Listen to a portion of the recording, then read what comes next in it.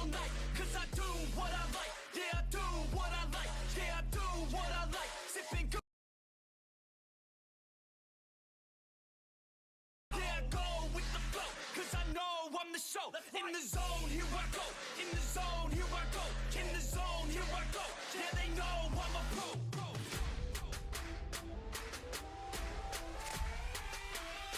Let's go, let's go.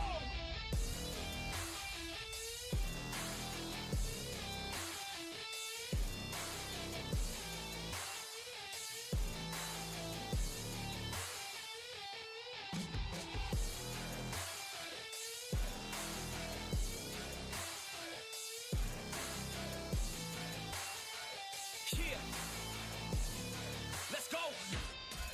If I go, I'ma get. When I flow, I'ma hit. And I know I'm the kid. I'm a soul, don't forget. I'ma blow up winning. Got my flow so fitted. Here we go, just beginning. Yeah, I throw every inning. Got my flow so legit. All I know is my shit.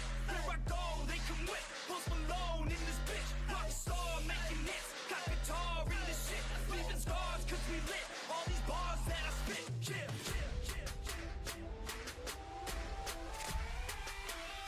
Let's go, let's go.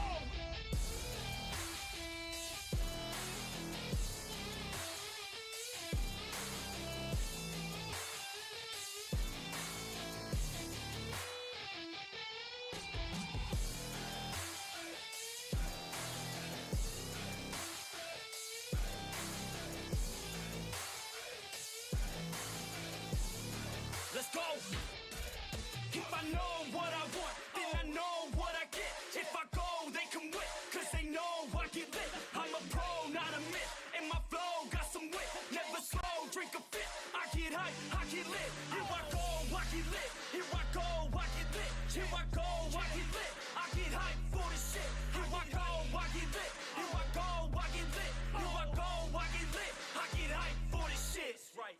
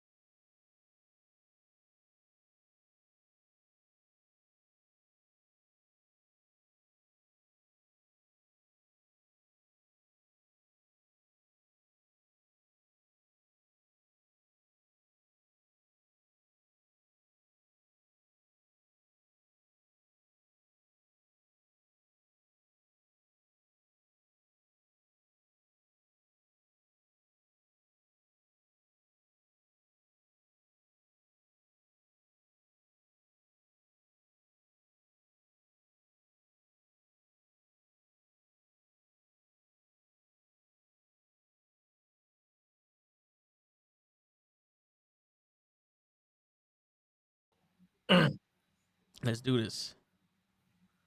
Yo, yo, yo, what's going on, everybody? It's your Wrestling with Knuckleheads. It's Thursday night. You know what that means. The Daily Knucklehead Network shows Monday through Friday. You already fucking know. I don't know why I'm telling you this shit. Stop playing these fucking games. We got a week's worth of shit that we got to talk about. One, there's a TNA champion going into the Rumble. Unprecedented. A current TNA Impact champion is being put into the Royal Rumble. Then there was a controversial tweet that AEW tweeted out and they took down. But I want to kind of defend the shit because, you know, a lot of people want to talk about victim shit here and there and all that other bullshit. I want to defend that fucking thing.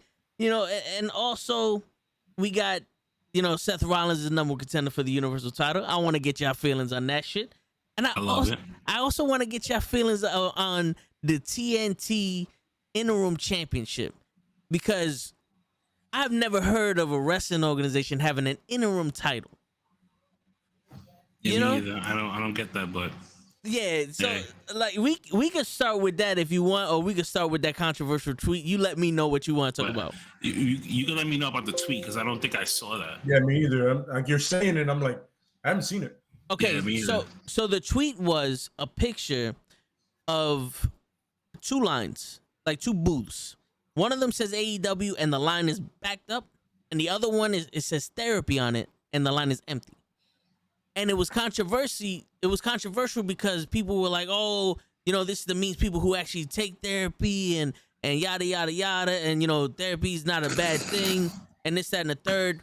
And I'm sitting there and I'm like, but for some people, wrestling is therapy, and it's a lot fucking cheaper than $100 to $400 an hour talking to somebody.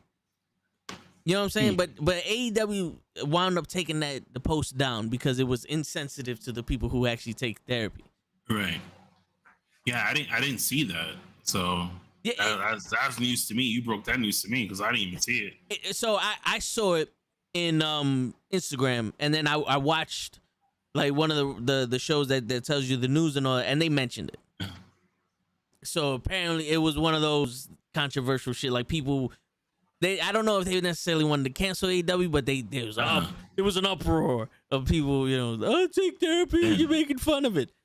Where the hell was I at? You was doing your thing in the ring, bro. You know what I'm saying? You was doing your thing in the ring. I'll see if I could get a picture of it, and then I'll show you guys. But based off of what I told you, what do you guys think of that? That is absolutely absurd. I mean, you can't put up a picture now? Yeah, I wish I could see the picture so I can so I can maybe I have more of an impact. I mean, from what you, I can be offended too. Okay, so I just broke my wrist. Can you guys see it or no? It's a little. It's like, you know what? I'm gonna maybe put the glare down a little bit. I'm gonna save it and then send it to you guys through Instagram. Right. Okay. Well, I have my phone charging, so. All right, then you know what? I'm gonna save it and I'm gonna send it to. I'm gonna show you guys through the.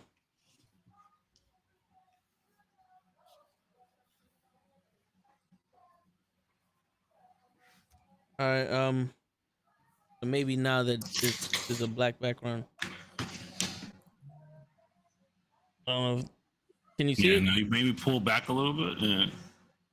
No. All right, hold on. Let me lower the brightness. Maybe that's. Okay, I can see it now. I see the AEW sign, and then there's like two tables. Yeah. And people standing around it. Yeah, it's two tables, and one of them it's like a kiss booth. I'll show it to. All right, I'll send it to Lay, and then you said you don't have your phone on you, right? Well, all right. Is there any way you can watch the stream right now? Because I think in the stream I could show it. Yeah, I'm watching the stream now. All right, so I'm. I mean, everybody uses that goddamn post. That picture. Yeah. That's stupid. Yeah, I think if that's the same one that I've seen before, then I've seen that before. People, it's stupid. Like people are gonna take everything out of proportion now. You know that. You know my theory on the way the IWC world is. You have what's going on, Rick? Pump. Half the people are sensitive. The other people, a good chunk of them are fucking racist, and then the other ones are just like in between, like they don't give a shit, but they have a hint of racism. And you know what I mean? So it's like. You can never please anybody. Everybody's going to be hurt when it comes to something like this. So, yeah, it's stupid, man. Because in all actuality, like, I don't know about y'all, but sometimes wrestling is a way to get your mind off of shit, and that's a form of therapy. That's therapeutic. Yeah. It's cathartic and shit like that. So. When AEW puts that up there that people are going to wrestling for therapy than regular traditional therapy, right. And then you take offense to that, it's like, why are you taking offense to that? No one's taking offense to the fact that you're talking to somebody. You know what I'm saying? Like there's more than one way to skin a cat, right? There's more than one way to relieve stress and all that other shit. That's like someone who goes to the gym and works out posters up. Oh, yeah, this is how I get rid of my stress. And now what? You're gonna be mad at them because they don't speak to a professional? You know? Yeah. I'm tired of all these people getting offended for no fucking reason. And yeah, but this, and you know, I also feel like since we're the voice of the voiceful, but we just fucking say it and not just think it, that we need to address this shit. Absolutely. You know what I'm saying? Because you're never gonna please anybody. This is true. This is true. And in all actuality, our mission is not to please anybody. Our mission is to speak our truth. And if you guys agree, that's beautiful. If you don't agree, tell us why. Because that's how the discussions work. That's how people learn shit here and there. That's how you expand your minds. If everybody agreed on the same shit, no one would ever learn nothing. That's true. You know what I'm saying? Yeah. You know what I'm saying? And also, there are times where you need to defend wrestling. Mm-hmm. Yep. They're not always the bad guy in this fucking thing. Yep. I mean, it's a picture that's been used. I mean, from anything that's simple to honesty. Mm-hmm. You know what I'm saying? It's funny. I found that shit funny. I was like, yes, I get it. You know what I'm saying? There are a bunch of wrestling fans may not be all about therapy. I'm not. That doesn't bother me at all. If you are, hey, that's good for you. You know what I'm saying? Glad you're getting your shit worked out. Everybody's. It has to be a point where, because now you can't do anything. Mm-hmm. Like it feels you can't do anything. You can't express yourself. Like if you express yourself in a certain way, somebody gets offended. You're like, well, what the fuck, man? That's the way I feel. Yeah. Like I put up a whole thing and like the CDC now says that you can swing on somebody who doesn't cover their mouth when they cough. That's my opinion. I feel it makes sense, especially in our times now. You know what I mean? I feel like that makes perfect sense. Yeah, no, I completely agree with you because it's literally like only the people who are offended get to say shit. Yeah. You know, remember back in the day was if you're offended by it, then that's too fucking bad for you. Yep. I don't remember waking up in the morning and saying, how do I make you happy? Absolutely. That sounds like a personal problem. Yeah, now there are some crazy shit that people do that's like, all right, bro, you're intentionally going after a certain race or religion or whatever the fuck case may be. Your goal was to offend people. But there are other times where you're just saying shit that you feel, and if you're offended by that, well, then it's a fucking problem. That's your problem. Yeah. Get over it. I didn't come out here with the intention of offending anybody. That's just the way I feel. Yeah. You got offended because you feel some kind of way. Hey, I get it, but the same way you can be offended, I can say what I want. Yeah. Seriously. I had to look. I was looking at the chat and it said that you guys are muted. But I literally switched over to the stream and you guys are completely fine. Yeah. Yeah. That's us. I can. You know what I'm saying? No, yeah, I did the same exact thing. I can see what everybody's saying. Yeah. That's why I stood quiet for like a good minute. I was just listening, and at the same time, just like, all right, like I don't know. But the person's probably muted themselves and needs to turn up the volume on their computer or phone. Yeah, Bob, you might have us muted, Bob. But don't be that guy, Bob. Word. Pimp goes, I'm confused. I thought Cody Rhodes was the TNT champion. He is. He still is. I don't know what happened to him, but apparently on the TV show that he's on, the Crossing Roads TV show, they announced his interim title. Like, what's going on with that, Kenny? Maybe you can fill us up. Well, he caught COVID, so he's out until. And they needed to do. And the crazy thing about it is that he was doing media for Battle of the Belts. And I guess around that time where when he did that, he just caught COVID and that was it. And they were scrambling around and they said, oh, we're just going to have an interim or whatever the fuck you call this shit. Champion. Yeah, you're going to, and they battled it out, which is stupid to me. I think they just should have just said, I feel like we're just going to do it next week when he's available because with COVID protocols now, you only have to stay quarantined for 5 days. I mean, fucking Roman did it. Yeah. And he was back on SmackDown the next week. Yep. And besides, fucking Battle of the Bells sucked anyway, so it's not like you was gonna miss the fucking title anyway. Yeah. What up, Pro Wrestling Fiend? And to be honest with you, in my head, I was like, not every single belt is on the line here. So if you needed to pull that the TNT title away, why not put the tag team champions in there, have them defend it against somebody, or have Sammy Guevara wrestle Adam Page? Yep. Adam Page is the champion. Sammy Guevara is the number one. Adam Page didn't even wrestle anybody. Yeah, I was like, why wouldn't you have your world champion be there? That would literally be a battle of the belts. Yep. That's the way that works, right? Yeah. Battle, right? That's how I figured it. Because it would have been awesome to see the AEW champion versus the TNT champion and the AEW women's champion versus the TBS champion. Yeah, the newly crowned one too. Yeah. Mm-hmm. That would have been something. That would have been good right there. I would have been like, yo, isn't that what this is all about? Yeah.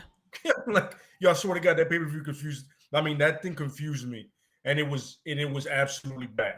It was basically whoever is next in line is gonna get a title shot, so they get to just, be a part of this show. And I'm just like, you basically took Night of Champions and made it battle the belts. Yeah. You basically did the same thing that WWE does and not pull the trigger all the way, because when they have things like that, we don't get like the tag team titles or the IC title. We get like the United States title and a 24/7 championship, and for real, one champion, which is most likely is Roman Reigns, to come out and do a squash match, and then that's it. I'm back, and is Dustin Rhodes also positive? No, because if he was, he wouldn't be there. He wouldn't have battled. He wouldn't have fought Sammy Guevara, and like, I hated that freaking match. I mean, there were some good spots, but the simple fact that you gave the win to Sammy, and now he's champion, and you have, Cody is still champion. So now basically they're gonna have a rematch, and you're putting title for title. Yeah, that's pretty much, I think, what they're gonna do. And it's the same fucking color. In the UFC. Yeah, and I find that fucking dumb in the UFC. But whatever. They pretty much took a UFC thing and put it like, to like legitimize, I guess, their thing. But even in the UFC, that's stupid. Yeah, I'm not gonna lie to you. It make no sense sometimes. Yeah, like Cody's gonna be out for what, maybe 5 to 10 days. Yeah. Okay. What's that? That's probably 9 out of 10. That's he's gonna be on either Dynamite or Rampage, right? Yeah. You have the TNT Championship all the time until Dynamite. Just wait. You know what the crazy shit is? If they would have just changed the name from Battle of the Belts to Battle for the Belts, they could have did whatever they wanted. They could have had Sammy Guevara in a ladder match, and the winner gets the TNT title. Because now you're fighting for the championship instead of for with the you're battling the belt versus the belt. And then I remember Glade was saying that you can either do like Rampage or Dynamite. Like, he has to do Rampage now, because you can't go to Dynamite and defend your TNT title on TBS. Right. Yep. But the funny thing is that company owns both stations. Yeah. Ted Turner owns both of those stations. But the funny thing is, to me, that still made way more sense than Seth Rollins in this shit. Yeah. I put it up on another thing on Instagram that I follow, and go, how did Seth Rollins get a title shot from another brand when he hasn't won anything? Because they don't have nobody else. Huh? They don't have anybody else. They had Shinsuke Nakamura. Okay. I mean, Shinsuke Nakamura. Shinsuke's battling a hand injury right now. This is why he's not wrestling. Supposedly, this is what they say. He has 2 hands. And he can still do this. Yeah. If you could do this, listen, people, if you can still do this, you can move around. Okay? They're not hitting your hand. Yeah. So, Matt, and I give you a prime example of somebody who still wrestled and their hand was still messed up. Seth Rollins had a messed up hand, and he still wrestled matches. This is why he had the glove. Yep. And then he used it, and then he continued using it as his gimmick. Yep. Mm-hmm. Yeah, but appreciate that, Flocka. If you're gonna give the shot to anybody, give it to a former champion, like the one that was just a former champion, like Big E. Mm-hmm. Literally the former champion. Seth Rollins hasn't won anything to qualify for that. And if you tell me, oh, he won Monday, but he got the title shot Friday. Yep. because he stepped into Roman's room and he did the shield knock. That was creative, by the way. I was like, oh, that's dope. Like I heard it and I was like, even Roman was like, I know. Wait, what? When I heard that, I popped for it. Because I was like, oh shit, it's Seth Rollins. And then when he came in, I was like, that ain't gonna be John Moxley. Yeah. I saw him and I was like, yo, how is Seth? That makes no sense. Seth lost like everybody else did when they lost to Brock. No matter who got pinned, everybody lost. Yep. Shit, give it to Kevin Owens if you want to. Just really, Seth? And we've seen Seth and Roman too many times. Before. You know what the crazy shit is? I got a guy for you, Kenny, that Roman can wrestle at the Royal Rumble. Ooh. Happy Corbin. Get the fuck out of here. Happy Corbin just took out Drew McIntyre, bro. He just took out Drew McIntyre. He had no. Look, he has beef. He has beef with Roman Reigns with the whole dog food shit. He's on a fucking roll, and he's there every week. He's actually on the roster. He's not gonna win the Royal Rumble, so why you need him in there? Replace him. Who has Seth Rollins beat? Seth Rollins has lost handicap matches, triple threat matches, one-on-one matches, anywhere pinfall matches, a 5-way match for the past 6 weeks. I think the only reason why they gave Seth Rollins this opportunity is because of the whole fact that he was supposed to get a one-on-one match. He did not get that one-on-one match. All of a sudden, Kevin Owens sneaks and lies his way in. They write that into a story that he like lied his way into a freaking title match. And then Bobby Lashley comes in and destroys both of them, and he gets the stuff inside of a title match. And then all of a sudden, Roman catches COVID, and Brock Lesnar puts himself inside of a fucking title match. So it's like the whole Daniel Bryan Edge shit all over again, except you're adding more people to this scenario. So I guess they probably said, you know what? To make Seth Rollins a little bit more happier, let's throw him into SmackDown and let him challenge Roman Reigns, because right now we don't have anybody on SmackDown who could legit have a really good match with Roman Reigns. And you are making a face. Can you please tell me, name somebody besides fucking Corbin who has not really wrestled anybody? At least fucking Seth Rollins is wrestling. Jay, let's throw Jey Uso in there. He had a good match with Roman. He did have a good match with Roman. Dude, Ricochet.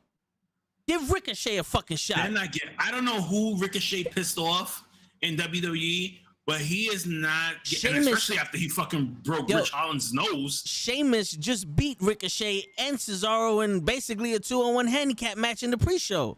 Yeah, I'll take Sheamus. I mean, I would take Sheamus too and revisit that whole rivalry that he had with Roman Reigns, especially now, because back then Roman was like soft, and Sheamus was more of the fucking corporate guy doing Triple H's bidding. You know what I mean? In order to get a fucking title match, I can see that. But fucking right now, Sheamus is too focused on Cesaro, and they're about to fucking come back as the Bar. I feel it. They're gonna end up coming back as the Bar. They don't. First of all, neither guy's really doing anything. Second of all, they have like 2 tag teams. Yeah. Yep. On SmackDown, I don't even know what other tag team they have besides the Usos. The New Day. Yeah. Yeah, but the New Day winds up on Raw and everything. Like Seth Rollins winds up in his title picture. Yeah, I swear to God, I was like, wait, hold up. Seth is on Raw, right? Yeah. Mm-hmm. Somebody told me right when I go. And Roman is the uniform. That blue belt says SmackDown, right? Okay. All right. What am I missing? Yeah.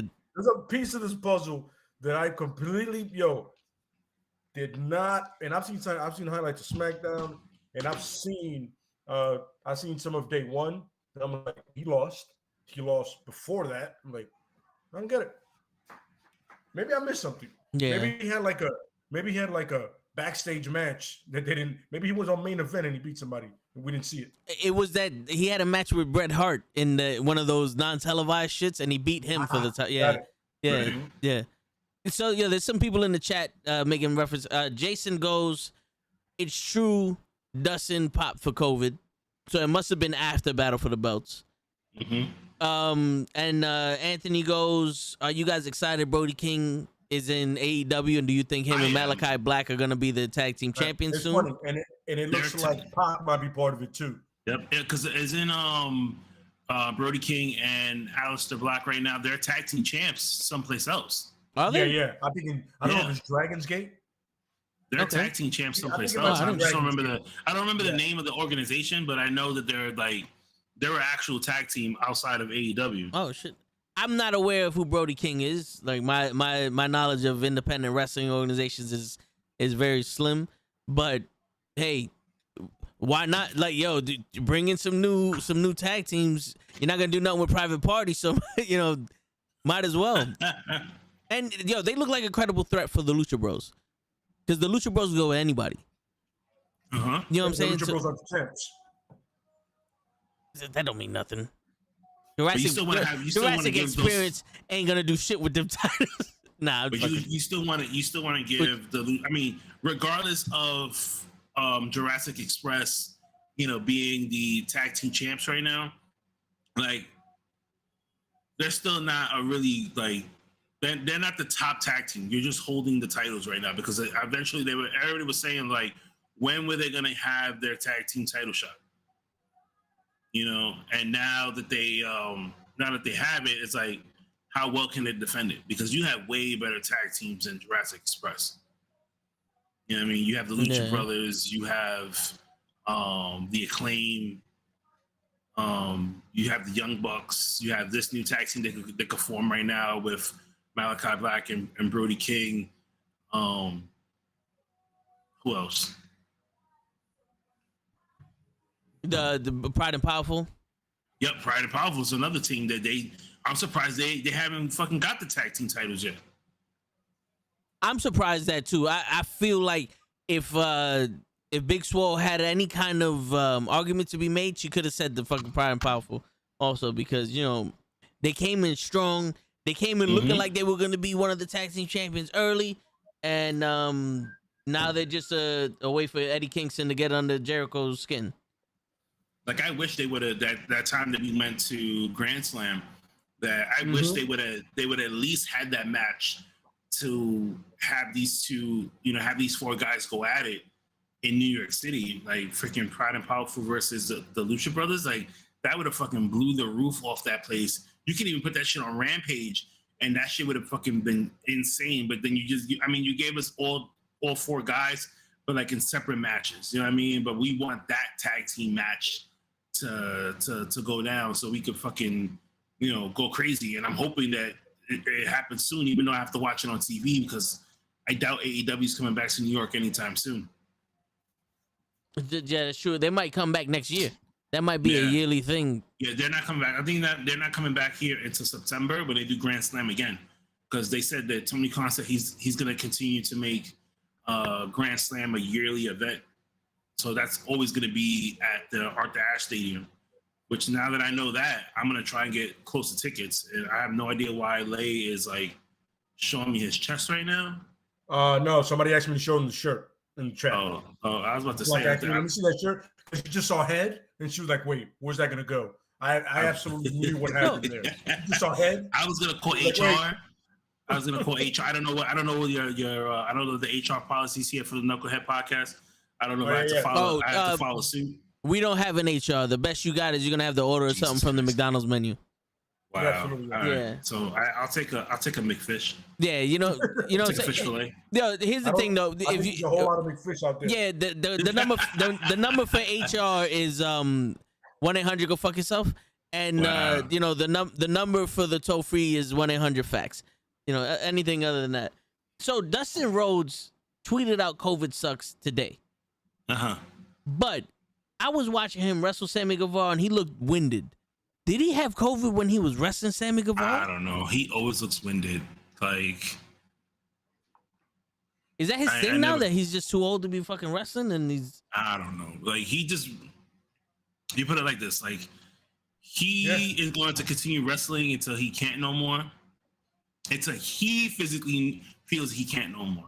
And Tony Khan is just going to keep letting him go out there and shuck and jive for everybody. Hey. You know what I mean? Because I get it. Like, you ever seen like when you walk into a place and you see like an older person and you look at yourself, it's like, yo, if you don't want to be here at 8:00 in the morning, you know damn well that the person next to you that just walked in is probably like 75 going on 80 years old. Like, you know, they don't want to be there, but they have to be there. You know what I mean? And I just feel like maybe that's Dustin. You know, it's like, oh man, you know, gotta be here to show the young guys I still got it. Word. You know, but then all of a sudden, none of the young guys are asking to see it. Like, yo, we don't doubt you.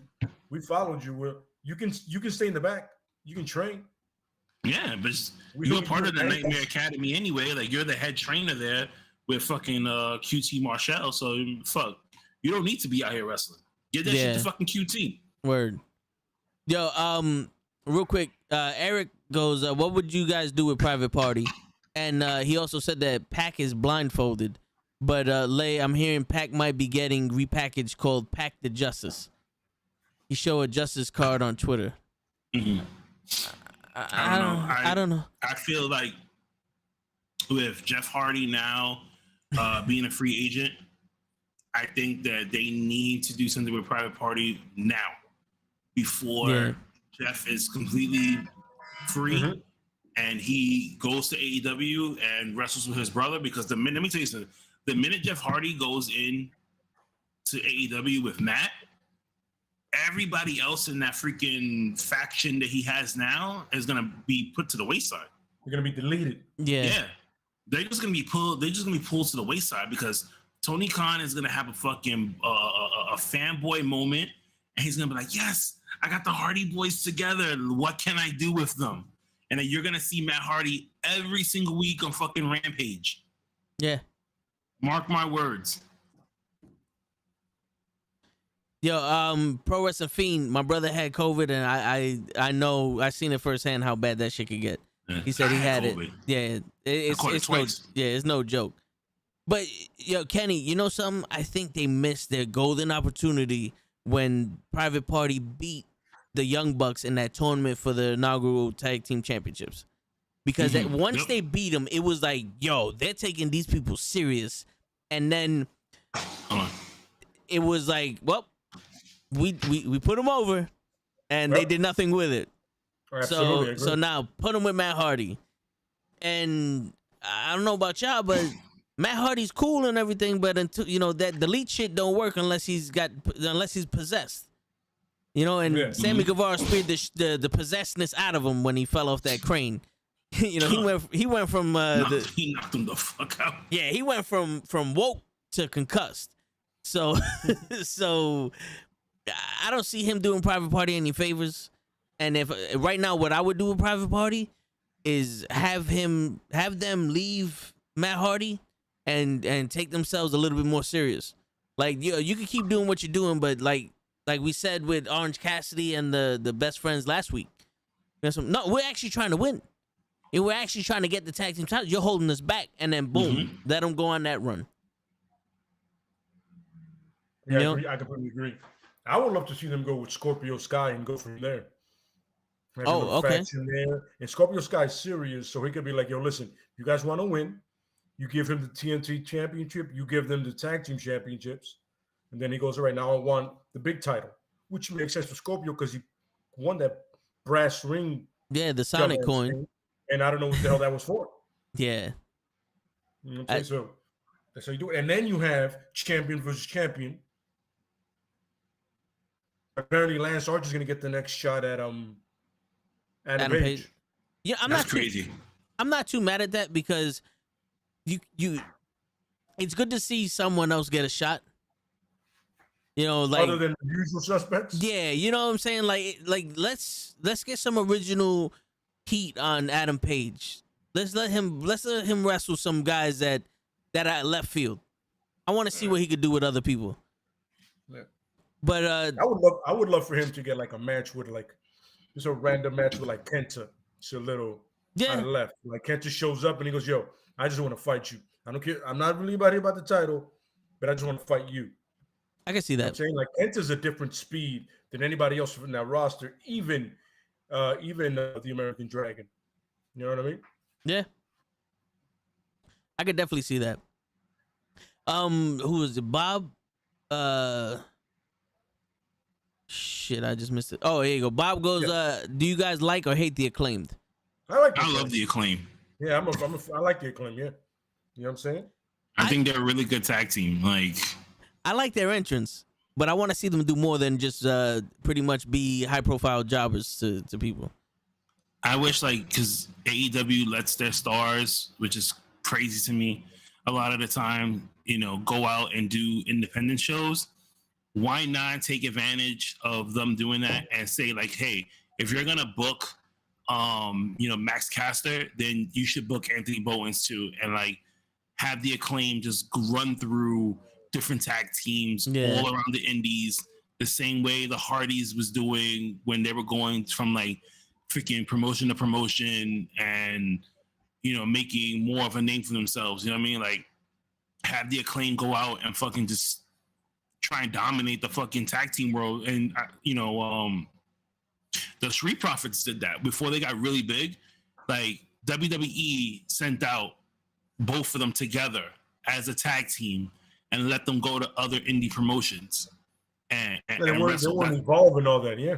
Yeah, that's how I found out about the Street Profits, because I was just like, who the fuck are these guys? And it was like, and then when they did the meet and greets for like Evolved and stuff like that, they were saying, oh yeah, we're a part of like NXT. I just got like Monsters Forward telling me, he's like, I just got into NXT and stuff, and we're like, you know, we're just started partnering up now. So I'm like hitting the road with him, and then we just, you know, we got the Street Profits. Like, and I was like, oh, okay, cool. Like, and then I got to see them, you know, develop over time and then make their way to, you know, NXT TV and fucking be tag team champs. And I think I've seen every single time they won the title, which is crazy. I've been in the building.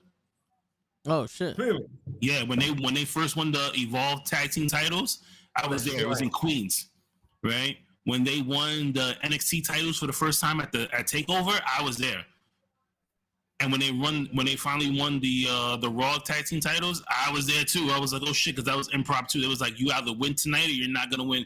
You're not gonna get another title shot at all. And they ended up beating Seth Rollins and Buddy Murphy. Nice.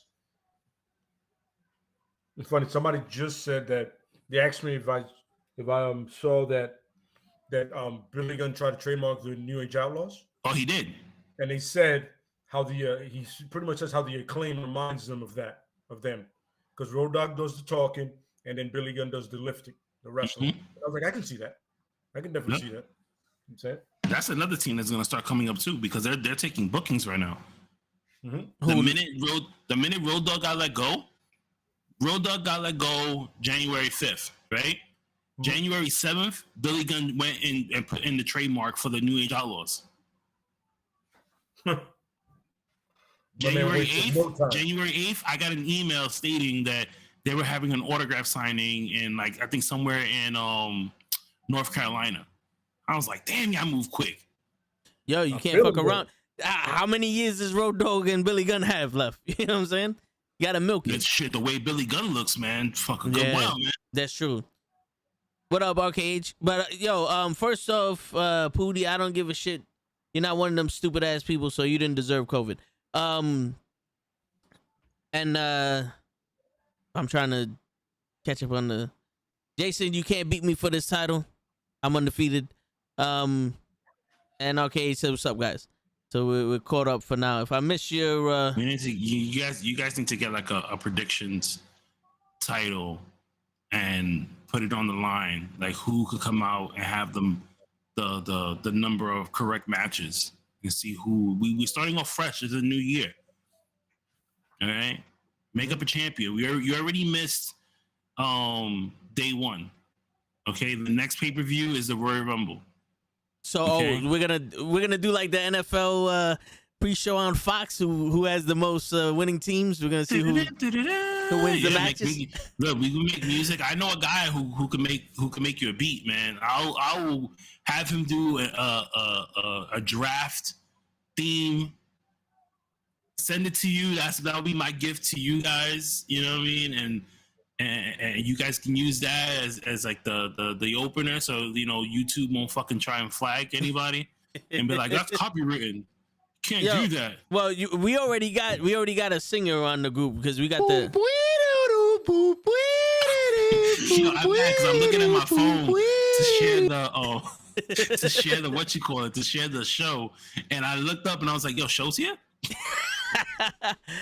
Shit. But William Regal's also be rumored to go to Impact.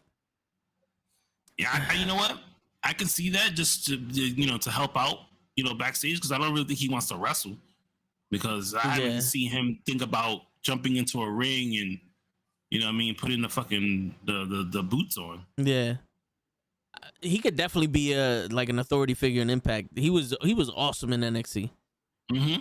Just hearing him say "War Games." I was about to say the same thing. Yeah, man, I'm gonna miss that. Yeah, I used to love that. Yo, the modern day Maharaja. He said, "What's up, Tole and Kenny? Are you guys going to see Scream?"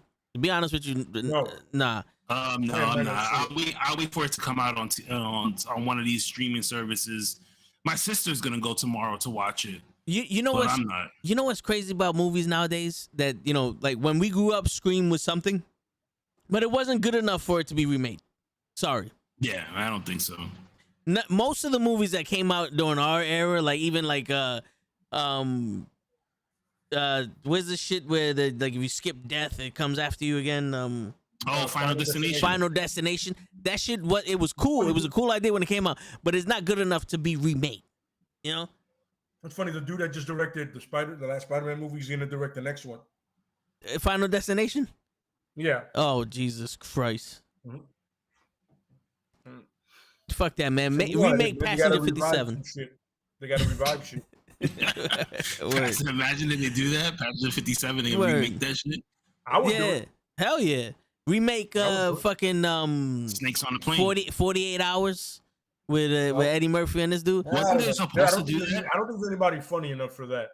Well, if you give Ryan Reynolds the cop part, yeah, I could see then that you can happening. make the criminal somebody serious or something. Even though, in all honesty, I think it's time, Ryan Reynolds. If you're not Deadpool, do something serious.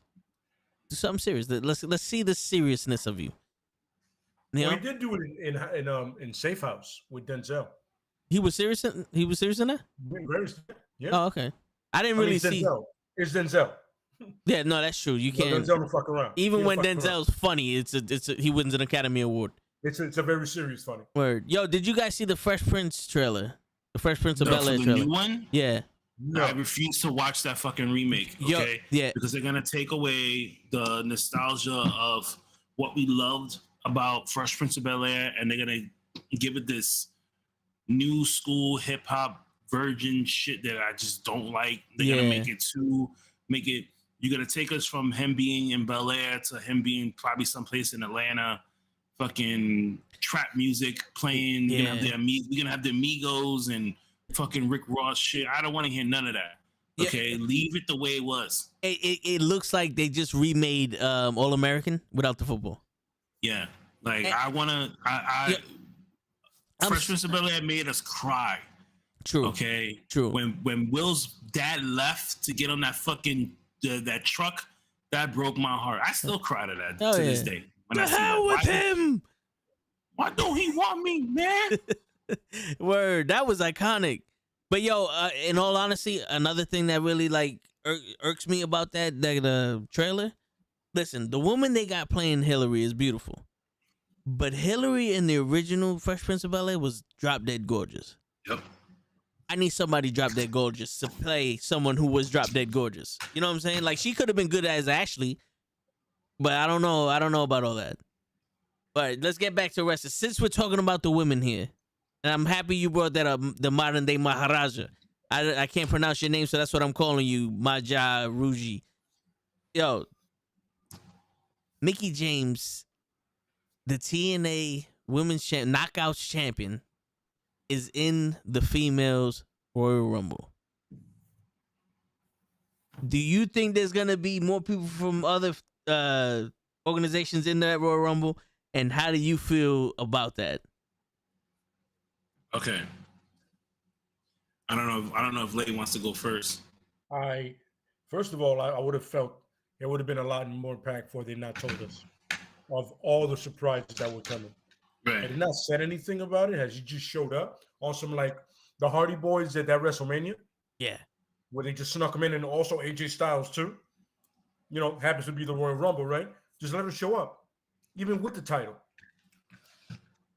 Yeah. I mean, I would have been completely shocked. I'm like, wait, isn't Mickie James in an Impact? Or something? Did I miss something? And that's how you have that.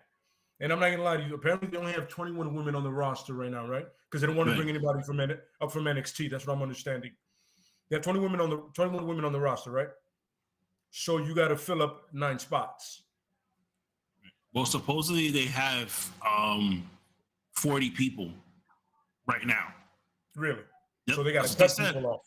They got 10 people on standby in case somebody catches COVID or somebody gets hurt or whatever. I mean, because they're not testing for COVID anymore. So yeah. But just in case that the person's responsible and says, "Hey, I know I'm supposed to do the Rumble, but I got COVID." So they're gonna be like, "All right, well, budget cuts. we could swap you out. We could swap you out and put somebody else in, and then fly them in because basically, like, supposedly they told everybody like, just be ready in case we call you, because guess what? Even the past Rumbles before, a lot of those people that they had come in to do the Rumble, they told them maybe like 2 days before the Rumble even was supposed to happen. So like when Chauncey Blackheart and Candice LeRae, when they entered the Royal Rumble, they literally told them 2 days before the Rumble. It was like, hey, you're wrestling on Sunday. What? Where? Or we're putting you in the Women's Royal Rumble. Okay. And I'm gonna fly you out. WWE, they do that. They did that to Adam Cole and everybody from NXT when they did the whole invasion thing. They literally told them the same day that they were supposed to go out. Like, hey, we need you at this address in 2 hours. Well, that was because SmackDown got fucking all your gear. Because SmackDown got kidnapped. Yeah. So, basically, we already know that they're going to keep doing that anyway. So you might as well just say to yourself, like, all right, well, looks like I'm wrestling. Yep. You know what I mean? But they said the reason why they announced all these surprises early, well, some of them, because they said they still have a whole bunch of surprises, is because they need to fill up the arena, the fucking stadium. They still have a lot of seats left. Yeah. Yeah, apparently they've been having in the last couple of arena shows, they've been having a big problem filling them up. That's why they've been doing the 2-for-1 tickets. You know what I'm saying? Yep. Like people are like, yo, your roster's depleted. You don't check for COVID. Why should I go? But you really want to fill up that stadium? This is how you do it. Hogan versus Goldberg. Hogan versus Goldberg. That will fill up the stadium. Hogan versus Goldberg? Hulk Hogan versus Goldberg. Oh, yo, I thought you said COVID versus Goldberg. Oh, no. Nah. We don't want to injure COVID. I'd rather, like the conquistadors. Yeah, or just have the light come down and Goldberg spirit. I'd rather eat boxed macaroni and cheese than to watch Hulk Hogan and Goldberg. Don't be a hater. But all right. So Jeff brings up a good point. He says that Sasha Banks is injured. She has a foot injury, so she's gonna be out 6 to 8 weeks. He wants a moment of silence. She'll be back by WrestleMania. Yeah, he wants a moment of silence, but you know what? It comes with the territory. What I want, I realized I got this wrong. I want Glacier versus Goldberg. They need it because they teased that. They teased that in WCW, but never got it. I remember that because Glacier was undefeated also, for a moment in time. And then they were like, nah, you're going to fight Ernest the Cat Miller, which was a better situation for him because at least he didn't, fucking get his head cut. It was funny to me because Ernest the Cat was a legit karate champion. Yeah. Oh, yeah. And Glacier was not. He was just a guy that put the fucking Sub-Zero outfit on. Yeah, pretty much. You can see, exactly. You can see the difference between both of them. When they were together, I was like, yo, clearly this man has studied, and this man has not. Glacier was like, I've seen plenty of karate movies. And Ernest the Cat Miller was like, I'm a champion, motherfucker. Like, what is this? Back then, they used to be like, can you kick? Yes. Okay, I need you to watch The Karate Kid, and I need you to watch anything that has to do with Jean-Claude Van Damme. Yep, Bloodsport. Okay, and this is what we're going to do, and this is what I want. I got it, boss. I got it. I could do this. And this is what we got. We got Glacier. Have you ever played Mortal Kombat? Yeah. Essentially, that's what you're going to be. Yeah. They want to get you more characters for you to fight and only fight them. Yo, all right. So here's the thing. Anthony goes Hulk Hogan versus Goldberg in a nursing home match. They can make that a cinematic shit and help him out a lot. I get it. Yo, they're both actors. Both of them, Hogan had his own movies. Goldberg was in Universal Soldier 2 and 3. So we in there. We chilling. And Jeff goes, imagine the lights go out and number 30, it's The Undertaker. And he wins the Royal Rumble and it's Brock versus The Undertaker versus Roman. Ew. Yo, 15 years ago, you would have sold me. Perfect. But now my man barely walks. I'm good. I'm good with The Undertaker. Let him be. By the way, I want to throw something out there. People always say that Undertaker versus Roman wasn't good, and Roman carried him through the whole thing, and they never give him his credit. And the best thing Roman did was come out the next night and go, "It's my yard now." Yeah, you know what the crazy? Literally one of his best lines ever. Yeah, no, it was. The crazy shit was the only thing I can see that was messed up about the match was when they tried to do the reversal of the tombstone and Roman couldn't pick him up. It's like, yeah, but you know what? The man was like 300 fucking pounds at that point. Yeah, he was dead weight. I get it. Get over yourself with that whole. Roman, what you call it? And Roman wasn't the Roman that we have now. Yeah, where he put on he's a lot stronger now, and I think he realized that when he fought a lot of different people, where he was just like, okay, I work out, but I don't work out like say like The Rock does. You know what I mean? Like I need to maybe call John Cena and say like, let me go to your strength camps because shit, like I need your training to help me get stronger type of thing. You know what I mean? Because shit. John Cena, have you seen half the shit? Like, you know who's strong? Chad Gable. I think Chad Gable could pick up fucking Undertaker and hold him up. Yeah, Chad Gable is he's a power lifter now. Yeah, Chad Gable has that brute strength in him. Like Cesaro, I believe pound for pound, probably the strongest man in WWE right now. Don't be shocked if a DX song plays and Xbox comes out. Oh no, he is coming out. He said that he's prepared. Yeah, he said that he's ready to. He's cleared. He's cleared to do in ring. Okay. So he said that on, and it's funny because he said that when he said it on the bump. He didn't say it on his podcast. He didn't say it on Busted Open Radio. He said it on the bump. Like, oh yeah, I'm medically cleared to compete again, and I really would like to get in the ring. Yeah. What was his problem before that he wasn't cleared? I don't know. I don't remember what took him out. Hey man, it had to have been some of them drugs that he took. Because I remember, do you guys remember the Surreal World or one of the worlds where China was on it? And she was there with Mini-Me and all the other celebrities living in the house. And Big Brother. No, it wasn't Big Brother. It was on MTV. I think it was the Surreal World or some shit. They had a show where celebrities were on it. And they did it like a reality show with celebrities. And there was one or two episodes where X-Pac came and tormented the shit out of China. And like to the point where China was hiding from him and crying. And in my head, I was like, yo, China is this like larger than life woman in WWE. Like she wrestles the man. Why is she afraid of X-Pac? I don't know. He had that holdover. Yeah, but that was one of the first realizations I've seen of it doesn't matter how big and strong you are.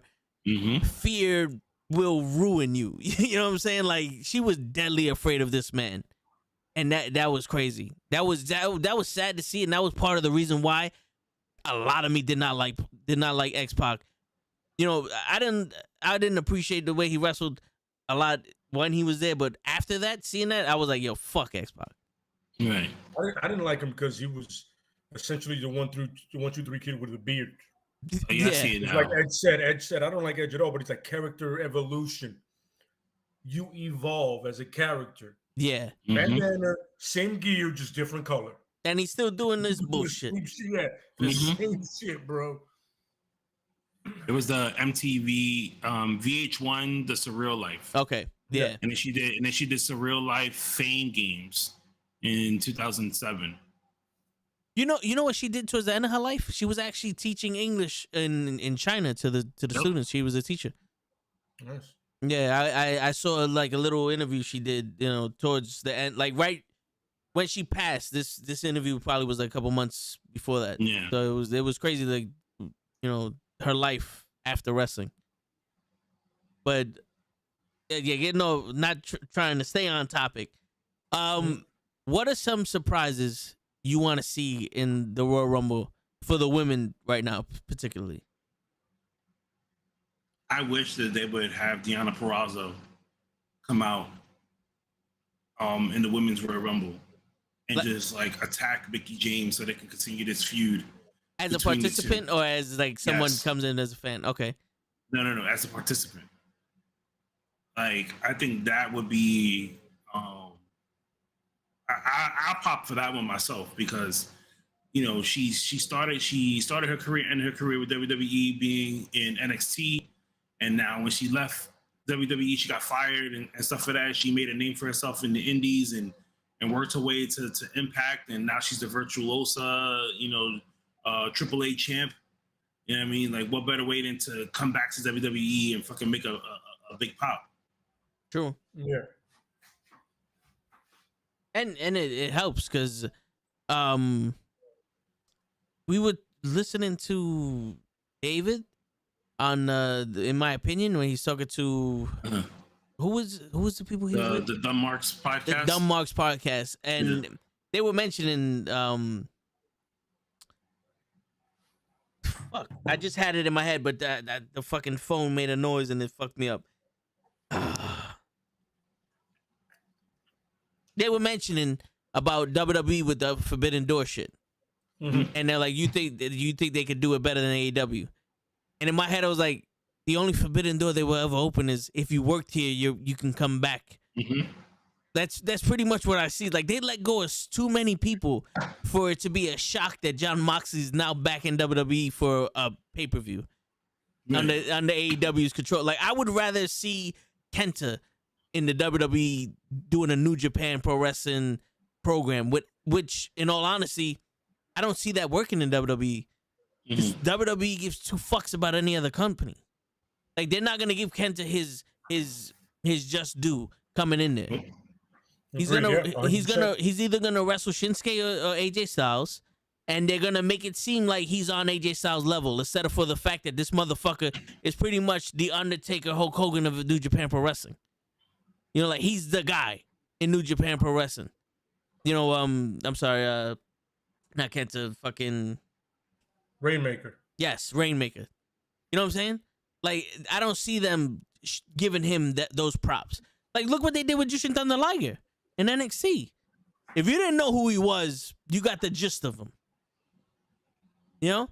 But when Jushin Thunder Liger and Great Muta were in the Battle Royal in All Out or in that MSG show for Ring of Honor, yo, it was almost like they honored these dudes for stepping in there. 99 problems, but your mom ain't one. What up? I'm new to the channel. I have a question. Moose called out Roman Reigns on his Twitter. I'm guessing he's also at the Rumble. Is that a good idea for TNA wrestler calling out WWE wrestler? I mean, Moose, he goes off the handle, you know, and I think I noticed this even more as far as him being a person with the company, because like Impact has their own way of working, and then Moose has his own way of working. Right? So I think he just did that just to throw it out there. You know what I mean? Yeah. Type of thing to get people talking and to get more people to like maybe watch Impact and be like, oh, let me go check it out and see, you know, if he talks anything else about, you know, WWE. Which I didn't get to check out Impact today, so probably check it out tomorrow. I know he talked shit about Xavier Woods also. And the New Day. Everybody. Yeah. But in all honesty, I think he's doing something smart because he know it's almost like talking shit about that one guy that you know can't touch you. You know? And you seem like the tough guy is like, oh shit, he's talking shit about him and they ain't gonna do nothing, blah blah blah. And now you got eyes on you. But it's what you do with them eyes. And what happens if WCW opens up that gate when DX try to invade them? Remember that shit on Nitro? Yep. that's what he's doing right now. He's in that little fucking Humvee that they're calling a tank, and he's calling out, WCW superstars. He's calling out the WWE. Now, if the WWE opens up that gate, Moose got nothing for them. Sorry. Moose got nothing for him. I'm gonna make you laugh because as you're saying that, there's only one person in my head that Moose reminds me of right now, of him talking shit, and that's Samantha LaRusso from Cobra Kai. You knew the whole entire season that Tori couldn't touch you because she made a promise to your mom that she would not lay hands on you, and the minute she got to lay them hands on you, she fucked you up. Yep. Dad, I don't know what to do. What should I do? Try not to get your ass kicked. She turns to Johnny. He gives her a piece of advice, and she still loses. Yeah. Spoiler alert for anybody who hasn't watched Cobra Kai yet. I'm sorry. Yeah, but she's a spoiled little bitch anyway, man. She's the Cody Rhodes of Cobra Kai. Yeah, we'll get into that also, but the whole Moose shit. Like, what do you think about that? It's funny. I get what he's going for, and it'll probably never happen, but there's a small chance that it does. Be careful what you wish for. You know what I'm saying? I know Moose is good in the ring. I've seen him wrestle several times, even when he first got to TNA. You know what I'm saying? I remember watching him, but I don't know, man. I think, especially on the mic, it's going to be two different things. It would be fun. Don't get me wrong. But like you said, the W don't give a shit about anybody else. GJ. But their own company. They go fuck you. They're going to tell everybody, hey, you go fuck yourselves. You know what I'm saying? Yeah. But you're right. He's getting eyes on the product, and that's a way to do it. You know what I mean? Yeah. And it's 100% clear that he has nothing for Roman Reigns on the mic, especially if you're gonna have TNA versus WWE, and it's Moose versus Roman Reigns, or Brock Lesnar. Paul Heyman's there. Yeah. You need somebody in TNA that's gonna talk just as good as or better than Paul Heyman. Because now is not the time to pull this shit where it's like when ECW came on Raw, they did shit they wasn't doing in ECW. You know what I'm saying? Like they need to do, how they like it's the wrestlers, your personality turned up to 11. They need TNA to be turned up to 15 if they're gonna ever go into the WWE. If they're ever gonna do this shit in Royal Rumble. You know what I'm saying? Because in all actuality, I think it was a better idea for them to get Mickie James, because Mickie James fits in the WWE style, than to have like Donna Peruso or any other person that's a knockout to go into the Royal Rumble. Because let's say they, because they're all friends, like they all know each other. And she goes, yo, let me get some spots in this Rumble. And now she looks like one of the top women in that Rumble, and she's a TNA knockout. He's like, hold on, wait, the TNA knockouts better than the WWE divas? Because that, you know what I'm saying? Like, that's the questions that you get, especially for people that don't know. Like, they know of Impact, but they don't watch it. And they're like, hold on, wait, this girl could do that? Like, you know what I'm saying? I mean, they're definitely booked better. It's true. That's without a doubt. Gigi, honestly, what's going on? The fella that, now that comes to the question, I don't think Moose is going to be in the Rumble, but he's smart for. So in general, we're just saying most of us saying he's smart for calling out Roman to put eyes on the product. This is true, but we don't think he's going to be in the Rumble. I'm going to be honest with you. I don't. If they do some male surprises, I'll be shocked. You know, they hinted at it. They said that they're going to have an outside name join the men's Royal Rumble. They didn't say women's. Obviously, they want to hype up Mickie James. They got Mickie James for the women's. They already ruined that surprise. That's what it was. I was like, yo, it could have happened. It could have been organic. It could have been dope. And she comes out with a garbage bag. It would have been even better. Oh my God, I want her to come out with a garbage bag.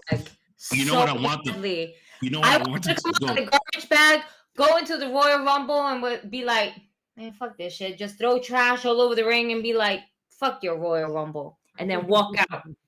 Like, I don't need this shit. Word. And then just walk out with the belt, head high. Like, who's garbage now? Oh wait, the pay-per-view is. WWE needs to have one day. You know, they always have that comedy moment. That's Johnny show. They don't have Heath Slater. I mean, they're gonna end up doing something stupid with Johnny Knoxville. But how about we just get Veer? Like the countdown comes, you see his name on the board. You see his name on the board, and everybody's just looking around, waiting, and everybody's just like, "What the hell's going on?"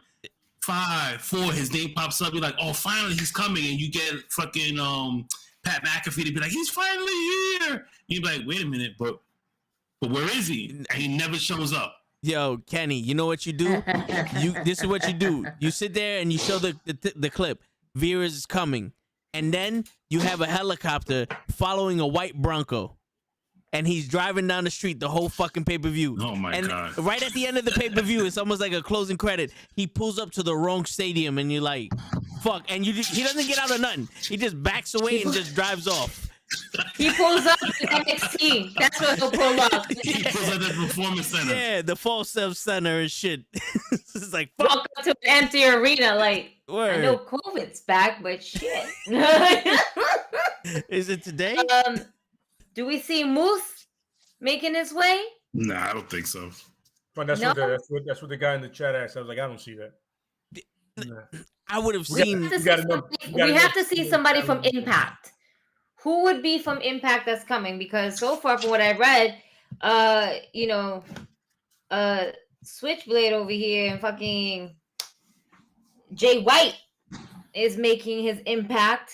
And I would love to see Jay White in WWE just to come out and just to like come face to face with certain people that he has fought in ROH and New Japan. Just like, some of that would be dope. I think Toma Tonga would be dope to come out and face one of the Usos. Yeah. He's been challenging him. Exactly. So why not build up from that? But there's so many ways you can go with this.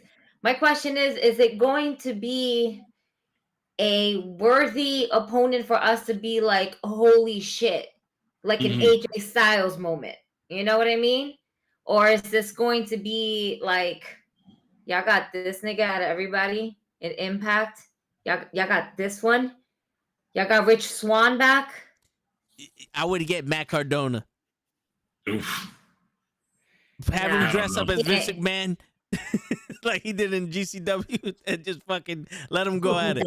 That'd be dope. Yeah, with the do-rag. Yeah. But who is that? Like New Japan, there's plenty of people that can do that, GG. But in Impact, like who? Eric Young? Let him beat Santino's record of the fastest elimination? This is my thing. I don't want to see anybody that was a former WWE superstar in the Royal Rumble. I want to see somebody from Impact Wrestling, because apparently this is where our Forbidden Door is starting to come from, right? I haven't heard news of another organization. Nope. Maybe somebody from ROH, with all that shit that was happening. But I don't want to see somebody who was previously employed by WWE, very much like Mickie James, to come back to the Rumble. Now, I'm not knocking down Mickie James coming back to the Rumble. I think she's courageous for that. I honestly applaud her, because had they had me after I'm like, fuck no. Exactly. Because realistically, we all know, one, she got released. She was part of those, one of the fucking 90 plus, the 100 plus people that got fired. Okay. And they did her dirty by putting all of her shit in a black garbage bag. Okay? That was by far one of the most shittiest ways for any superstar, especially somebody with the status of Mickie James, to get fired by the company. I don't want to see anybody that's a former WWE superstar to enter the Royal Rumble in the male section. I want to see somebody else that has never stepped foot into the WWE. You know who I would love to see? Josh Alexander. That's a good one. That's the dude that just won the ROH championship? No, you talking about Jonathan Gresham? Okay. I'm talking about he used to be the exhibit. He's the one that Moose beat for the title. Okay. He's part of a tag team called the North. Yeah. Oh, all right. He used to be tag teams with Ethan Page. Yep. Fucking Ethan Page is great. Thank God Ethan Page went to AEW and he didn't take that deal with NXT. Yep. Mm-hmm. Oh man. Yeah. He would have been let go. He would have been let go by the middle of the year. He would have been let go already. Oh yeah. Absolutely. Oh yeah, for sure. How do we feel about Corey Graves now? Now that he's been cleared to wrestle, He might have somebody to enter the Rumble. I don't want to see it though. They're gonna throw it out there. I know they're gonna throw it out there, but I don't know if I want to see it. He first and foremost, he was very accident prone in NXT.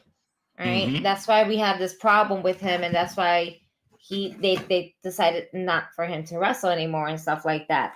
Who's to say he hasn't been cleared after all these years? You know, it may be his decision where he wants to get back in the ring, especially one of those color commentators that basically gets pushed, like very much like a Jerry Lawler in a way when he was still active.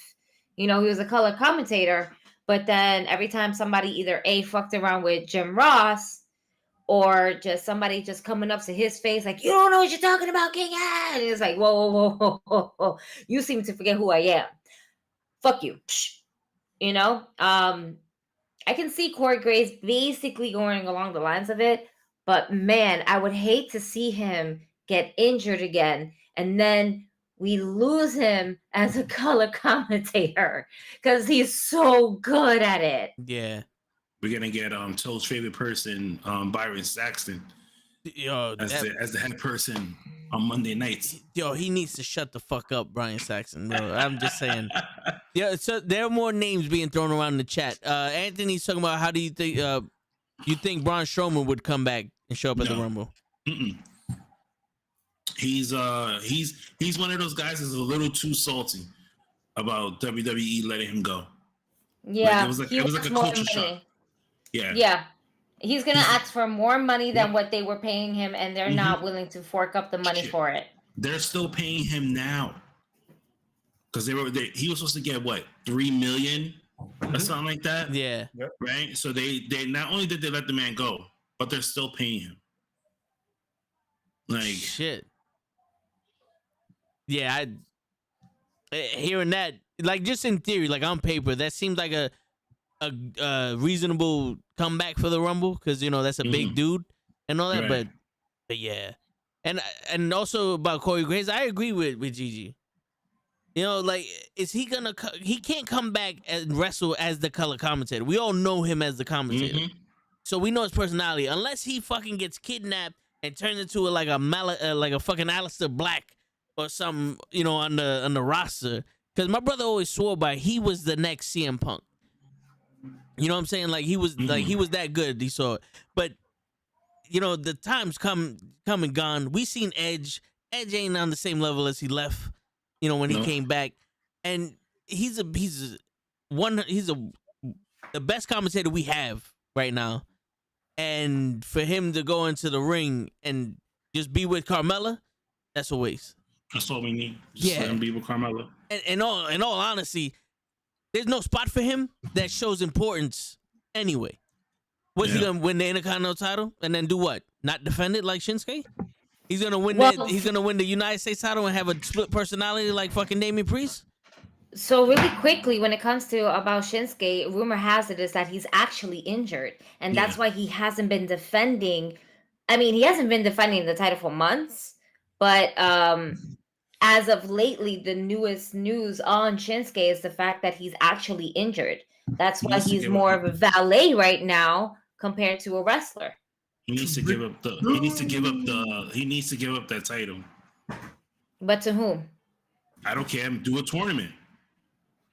I agree, but I mean, like I was talking about this. Yes, I was talking about a Corbin fan all of a sudden. I didn't say Corbin. I said a tournament. Right? He doesn't want to face Roman. Don't face Roman, but give it to Corbin. I never said Corbin. I said tournament. Tournament. Do I need to? I said a tournament, not Corbin. You said Corbin. Ladies and gentlemen, tournament. You know something? After hearing Lay's argument, I heard Corbin also. Oh my God. There's not enough people on SmackDown to have a tournament with. Yeah, that's true. Yo, it's gonna be like that woman's King of the Ring or Crown of the Queen's crown. The Queen's crown. Yeah. Crown. Charlotte's crown. Yeah. It's gonna be it's gonna be 4 people max on each side, and it's gonna end on Raw. But it's just so they're gonna go sad to Abu Dhabi for that. What's going on with the IC title? Like the last time the IC title was ever defended on TV was last year, September. September 24th was the last time it was defended on TV. And the last time he ever had an IC title match was when? the last time he defended the title on TV was September 24th, right? Yep. The last time he ever had an IC title match was November 10th at a house show against Jinder Mahal. Jinder. Don't hinder the Jinder. He won the title in August. Yo, they did nothing for him. I think Xavier Woods would be an amazing Intercontinental Champion, as he is the king and solidify himself as a king holding the IC belt. I think it's the best way to go about. But then you would either have to make Shinsuke a heel or make, Xavier Woods a heel. But right now you can't even make any of them a heel. Nope. I don't want to see Corbin. I don't want to see Corbin fucking back as a champion. I don't want to see. I don't know. Make Ricochet a heel and have him go after fucking King Woods. They need to do something with Ricochet, man. And like I told you, I don't know who he pissed off in the back. Because he fucked up homeboy's face. Fuck his Whatever face. Whatever pushing going on, it's gone. First of all, let's understand here. His face was fucked up already. He's not a pro wrestler. This is true. Does he not understand? This is why they tell you don't try this at home. Shit's gonna happen. Yeah, that's true. And he's absolutely right. But when Vince McMahon knows, wear a mask, come back, do your thing. Him and Sheamus can be masked. Yeah, the mask buddies. They can be the Killer Bees all over again, bro. I see it now. They can be the Dark Knight. I can see it now. The Killer Bees. Exactly. 2022. And Corbin can get the title. Just like Kenny. Yeah, just like Kenny was. Yo, Jeff says that Woods is injured. Right. Go fuck yourself. I didn't say that. Yo, I want to say it now. I want to fucking say it now. Jericho took our shit. Was this injured? He did. That's what Jeff said. But Jericho took our shit. He told Eddie Kingston GFY, and that stands for go fuck yourself. Jeff? I'm sorry. Fucking Jericho. I want my money, motherfucker. I can't talk shit about you, Jericho, because you are pretty much the GOAT right now. But I got my eyes on you, motherfucker. I got my eyes on you. The level of respect for him, because Jericho knows one thing about the business: put over younger talent. Yeah, I'm still here. He has never had that whole when you put over Fandango, I was like, he had no reason to. I mean, they cut him a really good check, so. But the funny thing is, he did it, and Fandango still failed. Yeah, Jericho did it. Man, Fandango was over too, man. Yo, he said himself that he was watching a basketball game and I saw them doing this shit. I was like, are they doing it? But that's another wrestler that's popular because of his music, not because of his wrestling. You know what I'm saying? Xavier Woods suffered a leg injury last week on SmackDown during the street fight. Yeah, I think he was talking about that on G4. That he's gonna be out. Yeah, I think he said that he's gonna be out for a while. I mean, remember his last injury that he came from was from his Achilles heel. So I mean, hopefully it's not that same leg that everything because the Achilles heel is gonna basically trigger everything. Yeah. I would hope it's not the same leg, and I hope that it's not a serious injury. Like, thank God, like Ray Phoenix's shit is not that serious. But like shit like that. I hope it's not that much of a serious injury. Let him be out for at least 2 weeks, if max. He said, all right. So it says that he tore the plantorius muscle under his calf. The doctor explained he's gonna be out 4 to 6 weeks, which means he'll most likely miss the Royal Rumble, and he'll possibly return to Saudi Arabia in February 19th. They're going back to Saudi in February? Yeah. I think the Apparently 16th. that blood the money's really super good. I mean, duper show. That sand money's really good. Yeah, I think it's what is it, the 17th or something like that? They're going back. Mm-hmm. I think you know what it is that I think they're at this point they're also trying to get all their fucking dates as much as they can with Saudi just to kind of get out of that contract and just be rid of that contract before they sell the company again. You know, like not also, again, but before they sell the company. I hear they want Fox to buy them. What? Yeah, but remember, it doesn't matter if Fox wants to buy them. The first person that has a bid when it comes to that shit is really technically the Prince of Saudi. I know there was some legal terms. Was Khan was able to go ahead and be the first one to buy the company, but wasn't there news like back when their whole fucking first shit that went down with Saudi is that wasn't it the Prince that was able to place first bids if the company were to sell? I think so. I thought Peacock had the right? first bids. That's pretty much their deal was going towards. So the thing There's was no money like Saudi money. So what I understand was that they had negotiations for them to buy the company, but they asked for too much money and they said, we'll just fucking take your... Oh, no, it was Fox. They negotiated Fox to buy the company. They asked for too much and Fox was like, we'll just put SmackDown on Fox. Like that's what we're just gonna buy the Fox show and let them air on Fox because we're not paying that much money for WWE. Got it. But if WWE gets sold to Saudi Arabia, sorry, I'm not watching the shit no more. Not watching the shit no more. Because that's fucking bullshit. I don't even know why we would sell it, to be honest with you. Like, you have Shane and Stephanie and Triple H there, plus the grandkids. Like, this was supposed to be a family business. Yeah, but the family has changed. And because of certain business decisions, as was it Kyoto that said it? Mike Kyoto said because of the business, it's what tore the family apart. The family used to be a family business, but with all this shit that happened throughout the years, it just tore the family apart. Yes. And the biggest thing that tore the family apart was Triple H and Stephanie McMahon. Because it was said to never marry someone from the business that you're doing business with. And they broke that rule. And because of that, everything kind of like, took its own toll, I would say. Yeah. But that was definitely something that was said that, if Vincent Kennedy McMahon Sr. was still around and alive, he probably would have let that shit fly with Stephanie and Triple H. Yeah. That's true. But it's a family business, and they want to keep it in the family, like Vince wanted to do in that storyline. McMahon does. You know what I mean? That's sick prick. Word. Yo, I got $5. If y'all want to put, go in on this, we can bid for the WWE. I got $5. That's true, yeah. I got 200. The way they write the storylines, I mean, that's what it's worth right now. Yeah. Let me sell whatever stock I have remaining with the WWE, and I'll put that bid in. Yo, I'm telling you right now, because their stock is trash now. Yeah. I don't know what's worse, AMC or fucking WWE. Yo, AMC dropped crazy. But yo, I tell you one thing though. Let's say we buy WWE. First thing I'm gonna do is bring back Keith Lee and Samoa Joe. I need Keith Lee back. If I'm gonna own WWE, I need Keith Lee and Samoa Joe back. They're my guys. And then we're gonna have Ricochet on TV. The first thing I do is fire Pritchard, Dunn, Laurinaitis. No, who's gonna carry their bags?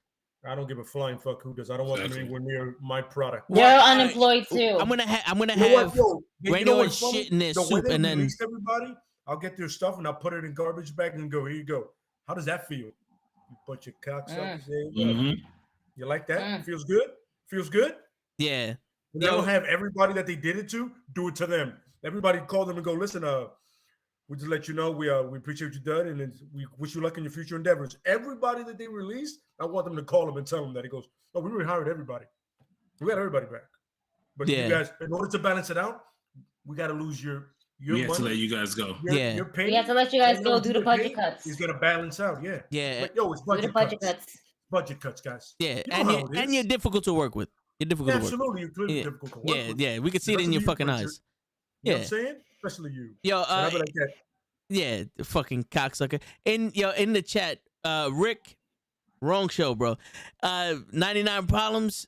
He wants to know what's the plans for Almost. It's obvious WWE's trying to push him to the moon, but he can't wrestle. He's not good. He's tall, but he could hardly move, and I understand the hype around him.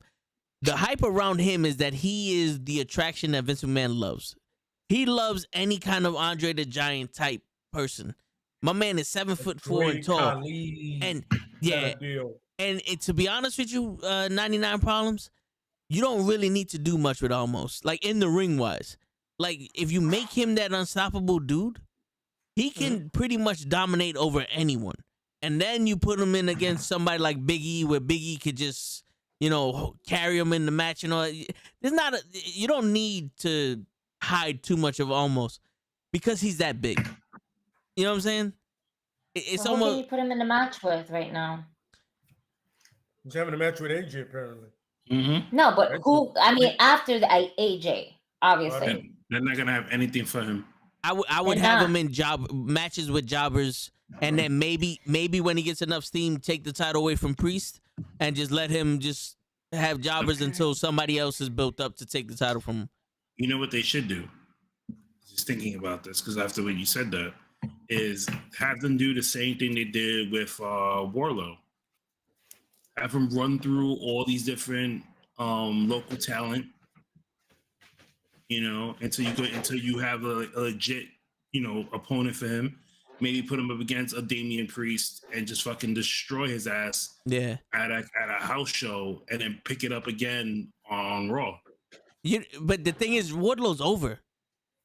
Almost isn't. Well, WWE wants people love Omos, man. Like I've seen it in I've seen house shows where the people freaking cheering for this guy. So he's getting over with the fans. Like the little kids love his tall ass. I'll have to take your word. Yeah, because he's another giant. But then, then this is the thing. This is the thing. Omos is, I hate to say it, Black's WWE's black version of the Big Show. Pretty much, yeah. You're gonna have your David versus Goliath matches. He's gonna run into Rey Mysterio at least once. Again, with big guys, big guys have better matches with smaller guys. Sure. Because if you have two big giants in the ring, it's gonna make the match look slow. And I don't want to see Omos with jobbers. Although the last match that he had with that jobber, homeboy looked like he was about to piss his pants. Yeah, I felt bad for him. Pobrecito. Like, we just looked at him like, why? Yeah. Why? Why do we have the smallest guy in the state? like at this point, Omos should be like, my man, you really want to do this? You know what's gonna happen. Word. I'm gonna give you a chance to either walk and play that part. I'm gonna give you a chance to walk out my ring. Walk out my ring, forfeit the match. This is how I'm gonna start winning now, because I'm not gonna waste my time wrestling some small ass dudes that are not worth my time. I was with AJ Styles. I was a tag team champion with AJ Styles. I beat AJ Styles. And you're gonna give me him? You're gonna give me this? The disrespect. Get out of my face. I wouldn't, you know what? I would love to put him in the Hurt Business. Why not have MVP be the mouthpiece for him? Funny, somebody said have LA Knight talk for him. I don't want LA Knight. No, I don't want LA Knight to talk to him. He's a little off color. For that, put AJ back with him. Yeah. I don't want. I want LA Knight. No, I'd rather have LA Knight.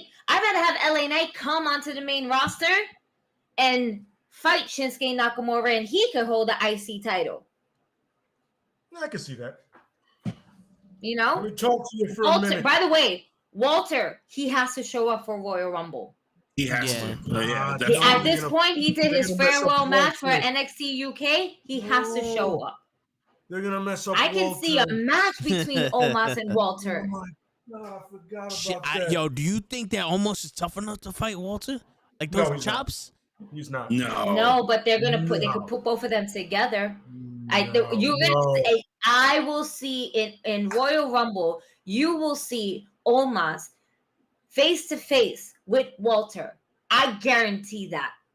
You won't see it ever again, but you'll see it at the Royal Rumble. Like Corbin and you're gonna see them go Strowman. tops with each other, and like I mean, Corbin Omos is gonna lose.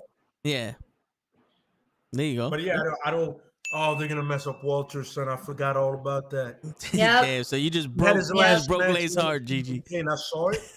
Sorry. I thought he was gonna put the kid over. He destroyed the kid. I didn't even see. I didn't even see that match. I'm going to see it. I'm going to watch it, but I haven't got a chance to watch it just yet. Oh my God, Walter, man! I love Walter, man. I'm sorry, Lay. I'm so sorry. I just broke Lay's heart. Yeah, he's hurt. He's hurt. He's coming to the main roster. Now he's gonna be listening to Boys and Men all night. You moved to the U.S. already? You already moved to the U.S.? I forgot that he's coming to the main roster, son. Damn, okay. They're gonna put him on Raw. Deep breaths. No anxiety attacks. Deep breaths.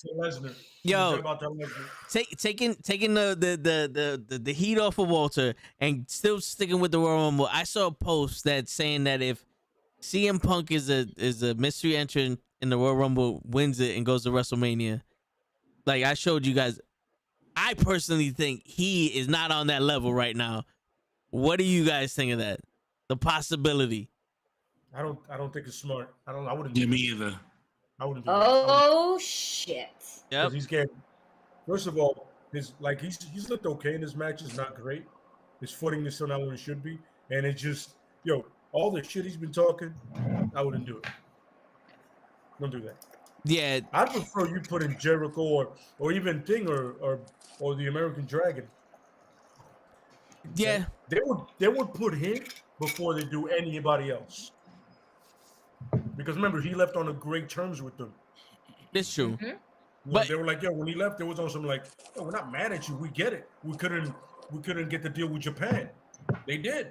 That's what you wanted. You know what I'm saying? Yeah, but like take away the beef. Mm-hmm. Do you think that CM Punk is good enough to do that right now? No, he's not. He's not. Absolutely not. No. I honestly don't either. I think that his return to wrestling was like the first match was and then just went downhill. Like he's just a normal motherfucker now. There's no more magic there for me. Like he needs to do something big. I've been saying that since day one. This is true. This is the same guy that sees nothing in Bobby Lashley. So yeah, take it with a grain of salt. That is also true. No. Don't do that shit. Yo, you know this for a fact. Yo, the episode is up. Yeah, 2 episodes up of you talking about I don't see anything in Bobby Lashley. Me and Toe like, really? Yeah. No? I had to explain to you Bobby Lashley's history, bro. Yeah. 2 straight episodes of you saying I don't see anything in Bobby Lashley. I'm like, really? I have a question. Who on Impact? Obviously, Impact, we already know it's TNA, Impact, whatever. Who from Impact is kind of like more or less their day ones where they had a few with Bobby that are still with Impact? Are there anybody left? I think Edwards had a match with Bobby. Who? Yeah. And that's when the other half of the American Wolves got hurt. Yeah. Eric Young. And I think he won. It was an X Division match, if I'm not mistaken. And that's when Bobby won the X Division title. I know. And he's been in TNA because he's been the world champion TNA, Eddie Edwards. Yes. Once he braided his hair and he made everything weird and he got extreme. Yeah. Yep. Eddie Edwards is probably the guy. I know. I'm only asking because he fought Bobby Lashley for the TNA Championship, and EC3. I know that was a big deal. Like that feud they had. EC3. Even Moose. And the only reason why I'm asking is because we are it's still talking about the Royal Rumble, talking about this Forbidden Door all of a sudden, right? So I need to know if we're gonna get a Bobby Lashley into the Royal Rumble. Let's just say, hypothetically speaking, he goes into the championship match, he doesn't win it.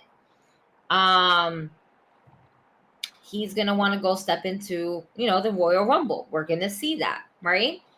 And having somebody as a few, because Bobby Lashley is his own beast in his own right. Mm-hmm. Not, no puns towards, Brock Lesnar being the beast incarnate, but my thing is, if we're gonna have a Forbidden Door open, make it meaningful where fans are gonna recognize, oh shit, the last time I saw Homeboy with this guy in the ring, they had some major beef, and let them go at it. Agreed. Agreed. Do we see now this Forbidden Door closing after the Royal Rumble, or do we see it continuing on to Raw and SmackDown? Nah, I think I just see it for the Rumble. That's it. Yeah, I think it's more of a favored door than a forbidden door, but it also you depends. Think it's just a test drive? Yeah, it's just one of those. Yo, we need people for the Rumble. Can y'all help us out? Because they let go of everybody. Yeah, that's how we need women. They were like, we need women for the Rumble. Yeah, like I want to see how they react with these people, because if they give them something meaningful to do in the Rumble, then maybe I can see them on Raw or SmackDown. But other than that, like I said, they don't give enough credit to the other organizations for this shit to mean anything. Like, and that, I think that's a major segue going into MLW suing WWE because of that. That's true. For that same exact reason. They're monopolizing the system. They're suing them for monopolizing the wrestling organization, especially with the. They pretty much blocked the TV deal for them. That's what they're saying. Yeah, and the non-compete clause and shit. Yeah, and they told them, yo, listen, if you do it with them, it's not going to be worth it. They pretty much said that MLW has shady business dealing. MLW's like, what? Which would have been that TV deal would have been a game changer for MLW. Apparently. Oh yeah. Yeah. Absolutely. Like, MLW has good wrestling, even though if they have Enzo, they still have good wrestling. Huh. Oh, my fault. Nenzo, I believe it's Nenzo now. Nenzo. You can't use the name Enzo. So he just changed it around. Yo, who did he just tag team? He just took out the E. Ha! Imagine WWE took out the E, just like we took out the F. That's it. Get the F out of here. Get the F out of here. E for exiting your ass up out of here. Right. Yo, Anthony goes, EC3 might be in the Rumble, but do you see him in the Rumble with your own narrative shit? No, I don't see him coming back to WWE at all. Yeah, yo, he seemed like if any one of us he's another Ryback. Yeah, like it almost looked like it killed him to be in the WWE. It hurt his soul. He has every right to be a Ryback. He can be a Ryback more than Ryback. That's true. Ryback got pushed. Ryback got pushed. Yeah. EC3 never got pushed. Yeah. If EC3 would have gotten the push that Ryback gotten, he would have took that ball and ran with it. And he would have done amazing things with it because he was doing amazing things prior to coming to WWE. And even in his NXT run, it felt short-lived for the moment because how quickly they moved them up to the main roster. And for what? To not even utilize them. This is my problem. They bring people up, but they don't utilize them because they're like, I don't know what to do with you. Like, you people don't want your own product. You can't get notes from the person that, hey, I saw you were working with so-and-so. What are they like? What's their character? I think I can work with this or something like that. It's like they're completely out of the blue, out of the known. Very much how like when they brought Piper on to the main roster. Oh, excuse me, Dewdrop. Get it right, Gigi. Can we put her in the therapy session where Alexa Bliss is at, so we can actually get Piper instead of Dewdrop back? Can we switch these therapy sessions? Yeah, they might change. They might change it soon. Yo, how do you feel about Alexa Bliss's therapy session? Because we saw it on Raw, and I was like, "This is the dumbest shit I've ever seen." I was so fucking annoyed and pissed, and I'm like, "How the fuck are you motherfuckers? You get me all the time." Alexa Bliss returns next week on Monday Night Raw to the journey of her some journey. Yep. All right, we're on a journey. Okay, And I get it. It's stories. We love the stories. Yes, we love stories, but we actually would love to see this person live. Yeah. Like, oh, my journey to redemption, to finding myself is finding that title around my waist. But they can't do that because they have Becky on Raw and not Charlotte. In all honesty, they should have just moved fucking Alexa Bliss to SmackDown and had them continue her feud with Charlotte. Yeah, especially after Toni Storm leaving. Yeah. You know? Like, her journey should be going from Mondays to Fridays. That's her journey. Yeah. For about 4 to 5 days. That's it. Yeah. We're getting... They just be like, Veer like dropped her off. And now she's on SmackDown because Veer dropped her off, and now let's do it, Charlotte. Let's do this. He's doing a role. Yeah. I mean, they can still do something with Alexa and Charlotte, because Charlotte is in the Royal Rumble. Well, so that's true. Let her be in the Rumble. The lights go out, and who's well, no, behind the lights her? are not gonna go out. They're gonna put Alexa's Bliss music. Everybody's gonna love her. She's gonna come out.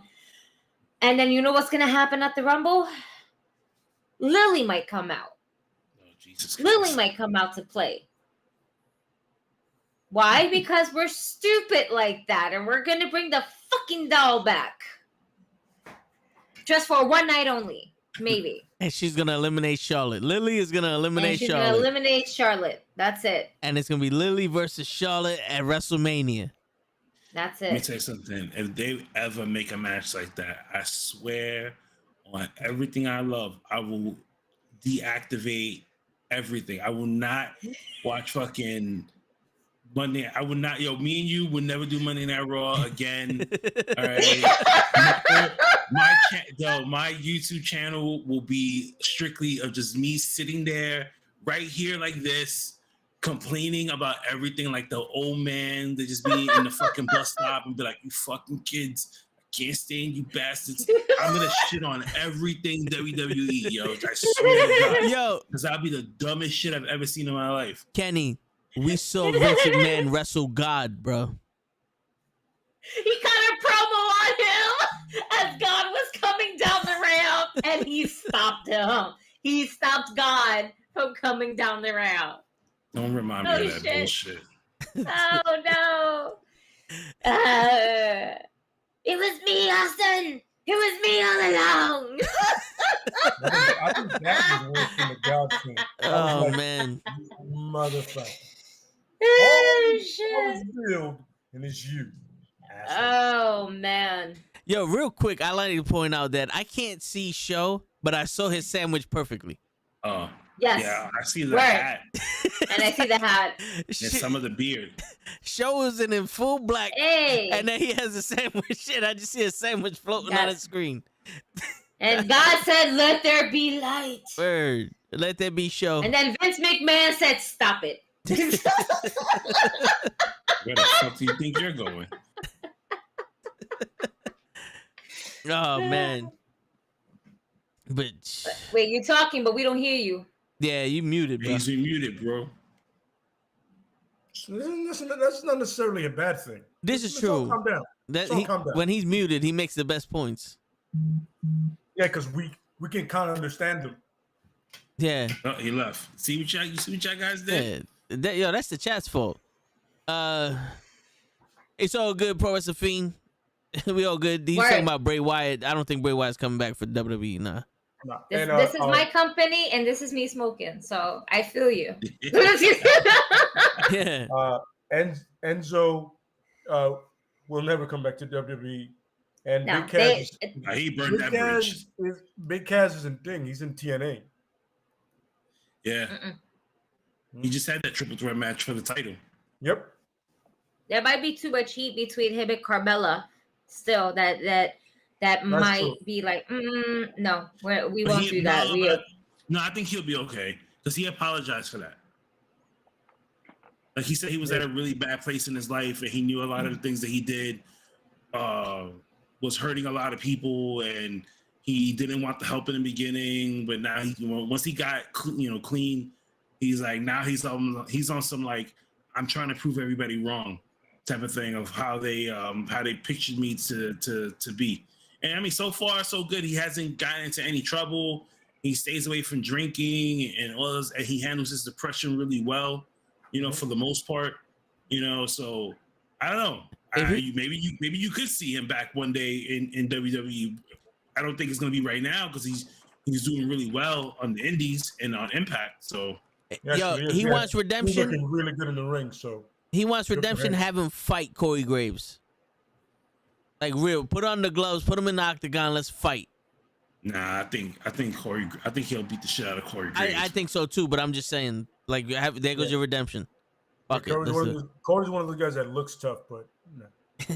Not with them no socks and high pants. I'm sorry. Hold on. Show. Why did you open the bottle, look at it like you didn't know what it was, smelt it, and then drink it? It's been in my car. It's been in my car for a few days. Oh shit! Sure. I know with cold weather it should be good, but I sent that cell phone holder in the group for you to buy, yet you still have not. See, I'm about to buy it for him. I'm not watching you from crotch level. Yeah.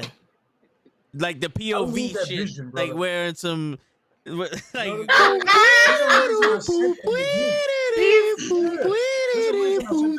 you can get it, you can mount it, and you won't have to go through that. Yeah, I'm pretty sure the gas station you're at has those fucking mounts. This ain't no gas station. This is Five Guys. You ain't charging your phone? Well, Five Guys got them. One of the guys got them. I was about to say, like, Five Guys don't really got shit like that. Yeah, get some of the peanuts and just no, you ain't charging your car? Yeah, I am. The fuck, Five Guys has a gas station but not a fucking phone holder? What kind of Five Guys you at? The Tesla it's not a gas station. It's just like a little tower. Yo, can you like take a screenshot of his frozen pic because it's amazing right now?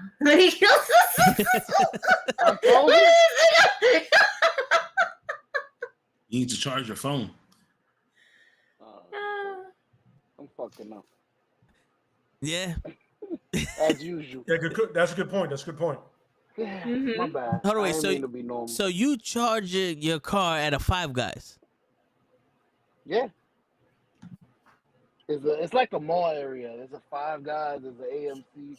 So if it's a mall area, there's a place that probably sells the thing I'm talking about. Yeah, the little tables outside the mall in the little hallways and shit. They probably got the phone holders. Is there a Five Below there? Five Below? No, I don't see no Five Below. What about 6 and above? 6 and above, I do see. Any of these stores is 6 and above. No. 6 and above. He goes, I don't think so. What? Oh man. Yo, all right. Anyway, now that we got that out the way, I want to transition into Seth Rollins again. I want to get back into Seth Rollins being the Universal Champion. He's not the Universal Champion. Oh no, Blake, he is show not. your shirt. If he's the number fucking one contender, he's the champion. And Gigi left because of fucking show. Because of what you said. Because of you. Because of your ass. A man is not champion no more. Because of your ass. But like, yo, how did Seth Rollins get a shot? Storyline wise. Honestly, this baffles me more than how bad they're gonna fuck up Walter. I don't understand the logic to these people. SmackDown superstar gets a shot at the Universal Championship, and he didn't beat anybody to do it. Yeah. Okay. Like, how did that make sense? He's been in a lot of good matches to me. A lot of good matches. He hasn't won any of them. Hey, Drew didn't win any of them when he was fighting fucking Lashley. All right. Yo, my man, you're preaching to the choir right now. Yeah, that's pretty much what we were saying. Yeah, we didn't condone the 87 fucking title matches from Drew either. Just throwing that out there. By the way, my favorite thing is that Drew lost the Money in the Bank qualifying match and then got into a second one. Him or the names. I was like, wait, what? wait. You're rewarding him for losing? You're rewarding all three of these guys for losing? Fucking losing. What are you doing? Yeah. You want him that bad in the match? Because it's not about winning or losing, Lay. It's about you trying. He put in his best effort, and he deserves the medal. Yo, all right. Put me in a match. Let me try and get a title shot. No reason. Yeah, right? The fuck was that? Word, you got a fucking jet outside? Yo, that sounded like a camel Was flying it by. me this time? No, Was it? that was me. That was me. Oh, Cause like, remember, okay, so where I live right by the BQE.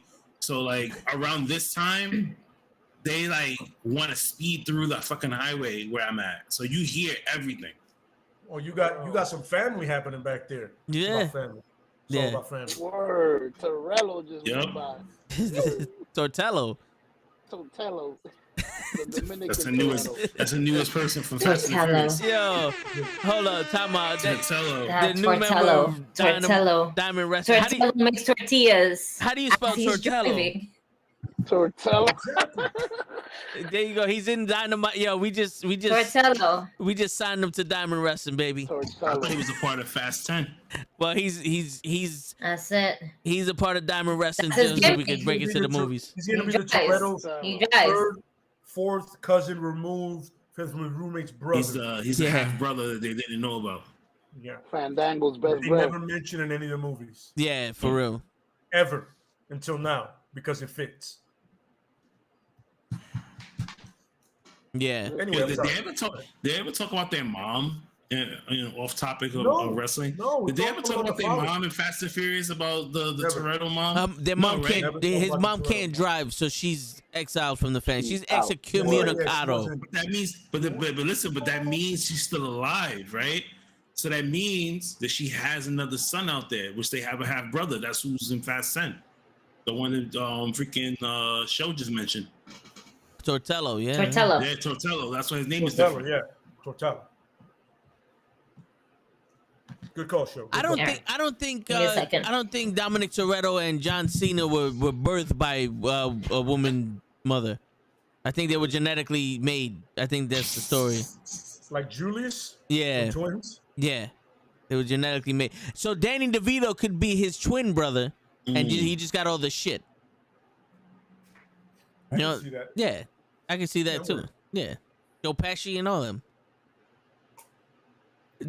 What we're doing is we are reenacting the writers for WWE coming up with Seth Rollins as the #1 contender for the Universal Championship. All right, 99 Problems goes, from what I hear, the original plan is for Seth Rollins to win the World Heavyweight title from Big E Langston at day one. That was the plan, yeah. That was the plan. But now they're talking about him beating Roman and Big E going after him and them changing the titles between SmackDown and Raw. Supposedly first, Big E was gonna win. He was supposed to win the title, keep his title, and then they said no. Seth Rollins is gonna win the title, and then all of a sudden, fucking Roman called COVID, and they said no, we're gonna X that, we're gonna give it to Brock Lesnar, and he's gonna win the title. And now this is what we have now. We have babyface Brock up against Bobby versus Brock. Bobby Lashley. Yeah. Oh, you said babyface, bro. I thought you said Biggie. Yeah. I was like, no, babyface Brock. Yeah. That's what I call him because he doesn't act like I was gonna say Bobby who? He don't act like a heel. well, it's the hair, Kenny. Me, you, and Lay know that if we grew out our hair and we had that long hair, we'll be acting different also. Like I wish I had a picture. Our mood would be a lot better. I used to, man, listen, no one can tell me in high school, shit, the hair I had. You thought I was Dominican. You thought I was Dominican. Shit. The curls. Yup. I had the curls with the tape up fade. Shit. Ooh, my man had the black gel. Ooh, No gel, man. No gel, baby. Yeah. I got Indian in my family. Oh, yo, all right. Since we're gonna transition into wrestling. Did you guys watch Dynamite last week? Did you watch Dynamite yesterday? Holy shit! Because we went from stupidity booking to hair, and now let's go to wrestling. Wait. Because as a barber, I can appreciate the different levels of weirdness. Yeah, this is true. Yeah. Yo, there's some motherfucker on Twitch that keeps saying that shit, and I'm like, yo, my man, is that the only thing you can write? Like he has that shit. Copy and paste. I don't know if this guy follows all of us for some reason, because I've seen him on another show that I was on, and I was like, oh, okay, that's cool. And then he went on Dave's and did the same shit, and I was like, yo, are you following us? Like, what the fuck is this? And then he came on yours and did the same shit, and I was like, yo, this dude, I don't know who he is, but goddamn it, man. He has a thing for beards, apparently. Yeah. It's legit. Yeah. I'm gonna shave all this off and just hopefully see if he comes on like a Monday night and just be like, now there's no progression, motherfucker. There's no progression, kid. Where you going with now? Word. All right, but yo, have you guys seen Dynamite yesterday? Yes. I didn't get to finish it, but there was one thing I want to talk about. It's the Serena Deebs and Sheeta. That's Shakira. Yeah, I wasn't gonna call her Shakira. I was gonna say Shakira. Yeah, Sheeta, where like she jumped her and hurt it. Like she jumped her and started attacking her leg. And at the end of the match, she won because the referee stopped it. But she pulled out a kendo stick, and I'm watching it at work. So I have Krills next to me, and Krills isn't paying attention, but I'm talking to him like he is. And I'm like, yo, Krills, if she would have pulled out a metal pipe, like a metal pipe, and whacked her leg with it once, and the ref and the trainer was like, yo, stop, like on some, you're gonna hurt this woman, and she's not gonna be able to wrestle no more. And she whacked her with it again, and the ref jumped on top of Sheeta's leg. And she whacked the ref with it. And then you see all the other refs like, no, this bitch is crazy. We got to stop this. And then Aubrey, grabs her, and they all grab her, they stop her and all that other shit. I think that would have been like the moment. That would have been the Mark Henry retirement speech when he turned on John Cena. You know what I'm saying? Because when she did that, no one gave a shit in the ring. So it's hard for us to give a shit. If the ref and the trainer would have put an emphasis on them, like, yo, you're going to hurt this woman. We need to stop. This shit is real now. Like, why y'all niggas cheering? This shit ain't, like, you ain't supposed to be doing this. What the fuck? It would have made it more impactful. You know what I'm saying? Like, I don't know if you guys caught that spot. If you agree, fill me in with that. I could definitely see that. You know what I mean? Because it looked like it was just a run-of-the-mill beating. You know what I'm saying? Like it was, it was like, oh, this happens every Tuesday. We do this all the time. You know Pretty what I'm much. saying? Like, well, gotta put something behind that. I wasn't a fan of that segment. I was like, Yeah, like it literally when it started, I want to get something to eat, and I came back and it was over. Yeah. I was like, oh, it's over. Okay, cool. Just something about that. I wasn't captivated from the beginning, so it didn't matter. They're just trying to make her into more of a heel. Because everybody just loves Serena D. So now it's like they want to make her into somebody who's like she's tired of the women's division or the way it is. So she's gonna start running things her way. You know what I mean? So obviously you took out Sheeta now because of the way she was wrestling. So I'm kind of wondering like who's next for her to go up against. I would love to see her and Ruby Riott go at it and see what she could do there, because both of them are really good and then both of them are technical. So that's dope. I would have made her character almost like Pentagon from Lucha Underground, where he was just breaking people's arms. Yeah. Oh yeah, that was the best. Yeah. There's something really simple about a guy coming in, or even a woman coming in, just hurting somebody and leaving. Yeah. For me, that should have always been Cesaro's thing. Yeah. Like at one point, Cesaro just comes in, lays waste to somebody with all his power, and just walks out. Never gets on the mic. It doesn't matter. He comes in, even after he wins the match, he just starts neutralizing or whatever, starts destroying people, and he just leaves. Like you just have a horse do horse shit. Yep. That's it. Come in, catch, wreck, and leave. You know what I mean? Until it gets to the point like, yo, you'll get in, you'll see the IC champ, and you go like that. Dude, you can't run from me, son. No matter who I get in this ring with, I eradicate. Whoever's a champ, the same thing happens. It's inevitable. You know what I mean? Absolutely, yeah. And it's phenomenal, especially. Oh yeah, it's for the culture. Yeah. You know what I'm saying? That's what like Wardlow should have started and been that way in my book. Yeah. That's how I would have Wardlow. Not as MJF's like lackey. I would have been like Wardlow just running roughshod, and all of a sudden it gets to the point like, yo, whoever's the champ can't deny me. And also Cody Rhodes beat him too, so that was fun. That was. I want to get into Cody Rhodes, but he actually said something about the fact that he wished the thing with Go-Go that he would have done it different. Yeah, I'm like, you think? You prick. Yeah, I want to get in. You sold that gut punch like the greatest thing since sliced bread, and now you did something wrong. All right, Homelander, you can eat the punch. What are we doing here? Yeah, I mean, if you're not doing Triple H's Reign of Terror, a part 2, then I don't know what you're doing, buddy. Nah, that's true. Yeah, but I'll let Show or Kenny talk about what do you think about that, Kenny? With what Shida and Serena D? Yeah, I thought it was great. I love the simple fact that you're making Shida a heel. I'm not Shida. Serena D a heel now. You know what I mean? And she's gonna continue traveling, doing this stuff, you know, through the indies. You know what I mean? So like, that's what I said. I want to see her like now that Shida is out of the picture. I think she went back to Japan for a little while. I want to see who's next. You know what I mean? I want to see her face against Ruby Riott and see what she can do there.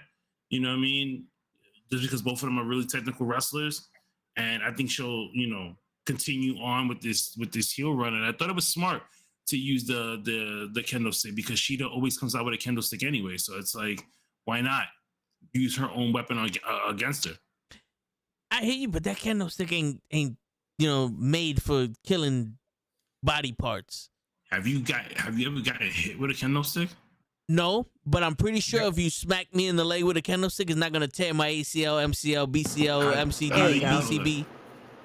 You know what I'm saying? You ever been whipped by a belt? I've been whipped by everything. I'm Puerto Rican.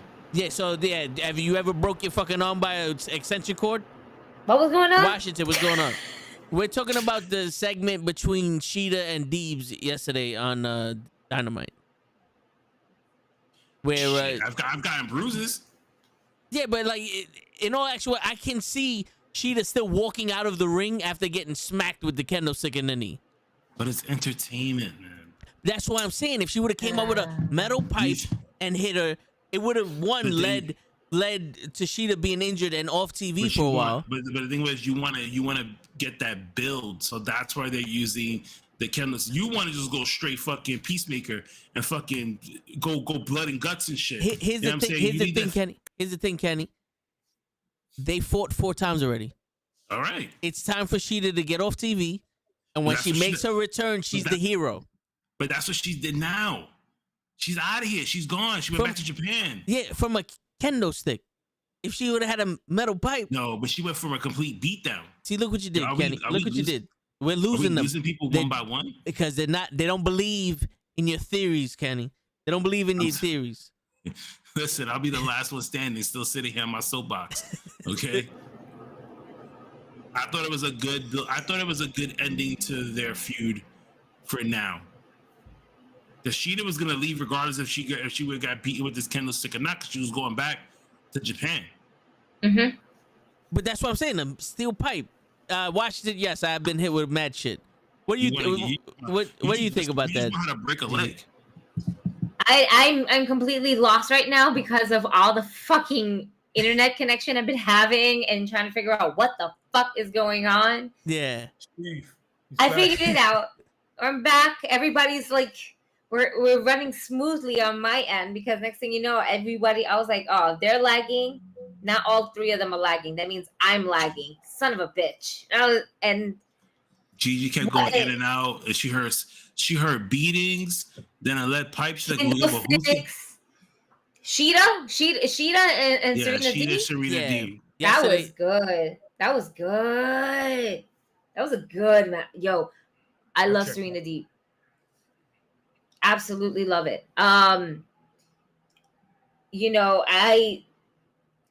There's so much that you can do with her, and she can go so far that I'm excited to see what happens next, because this chick was like going super crazy, you know, hitting the ref. Audrey had to get her. You know, there's just so much. She's going back to Japan. So, I mean, what better way to kind of go home than like with a bitter rival that when she comes back, everybody knows the first thing she's going to do is go straight into a storyline with her. Mm-hmm. So this whole match, the ending, the beginning, the ending is literally for the long run. This is far from over. And I'm excited to see what comes next. I think we need Shida off the TV for a little bit as this happy baby. We need her as a heel. I don't see that happening. Serena is just so much better as that. Yeah. So I'm excited to see what it's going to happen with her, because I want to see her as the AEW Women's Champion. Shida? Or yeah, no, Serena D. Oh yeah, I can see that. I want her as a women's champion. She'll put on one hell of a match with Britt Baker. Because Britt Baker transitions into that lockjaw very well. She transitions to that shit very well. That is a good point. She is the Malenko of the women's division. She is, yeah. I absolutely completely agree with that, Randy. 100%. It's funny. I was trying to put a finger on who she reminded me of. That's a good one. Yeah, Randy said with a way more charisma. By the way. Yeah. He's not just, like, how do I say that? Like just stone face, like deadpan. Yeah. Like just. Randy said Gigi will get Shida a makeover and turn her into a Mortal Kombat character. I mean, it's not hard to turn it into a Mortal Kombat character. That's true. She have to look her way. This is true. I'm trying to say, but it's true. I'm just being realistic about it. Yeah. Shit, she don't need me. She got the Young Bucks. For real. Borrow one of their costumes. Word. What happened to the chick on SmackDown? The liberator of Xia Li? Yeah, Xia Li. Is she still there? Or? No, they used her for a little while and dipped off. Yo, I guess she couldn't get over.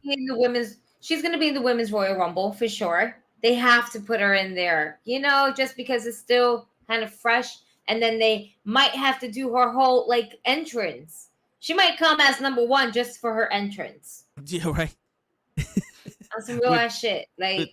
What up, Walter? They're going to play her entrance at least one more time to see how the crowd gets going. But it's like WWE is absolutely funny with this shit, because they give these people some amazing effects, right? But on the TV, it's great. When it's live, it's a little too much. And it's showboating. And there's nothing wrong with showboating. But, don't make it your whole entrance. They try to be, we all can say that they did really extra, and they did an amazing job, not to take away from it. All right. They did an amazing job. But how long can we have an entrance that massively long? I mean, it's not even a song that we're just doing. She's just doing mad, moves that she does in her promos that we've seen multiple times on NXT while she was training, and all these little fucking video packages they want to go ahead and give us. She's going to come out, but they need to do something with her. They just, again, don't know what to do with her. They don't know what to do with anybody. No. But you know what? Every woman that's in the back of the locker room, take one match with Charlotte. Why not? Let Charlotte just keeps going through the roster. Right. The merry-go-round and shit. The merry-go-round. The one person that we had oh shit, Toni Storm could do it. It didn't happen. Shit the bed. What happened? She fucking said, man, fuck y'all. Nah. It's like how we feel every day when we be like, yo, you know what? One day, I'm just going to leave out of work and not come back and just say, you know what, fuck you guys. Facts. Like, yo, I'm out. And she actually did that. She was like everything that we felt, she just did it in one day. She was like, you know what? And she took the extra mile by fucking booking her own plane ticket back home to the UK. Yep. Not to Florida, not to New York, not to a little countryside. No, she said, fuck that. Like, yo, I'm out. Like, you know what? Some great She didn't even say about it anybody. Like, nobody in the that was the funniest thing when they said it. It was like nobody in the locker room knew that she was going home. Friends. Yo, she just did. They had the staff meeting by catering, and they're like, "Oh, Tony saw me. Did it? Where the fuck is Tony?"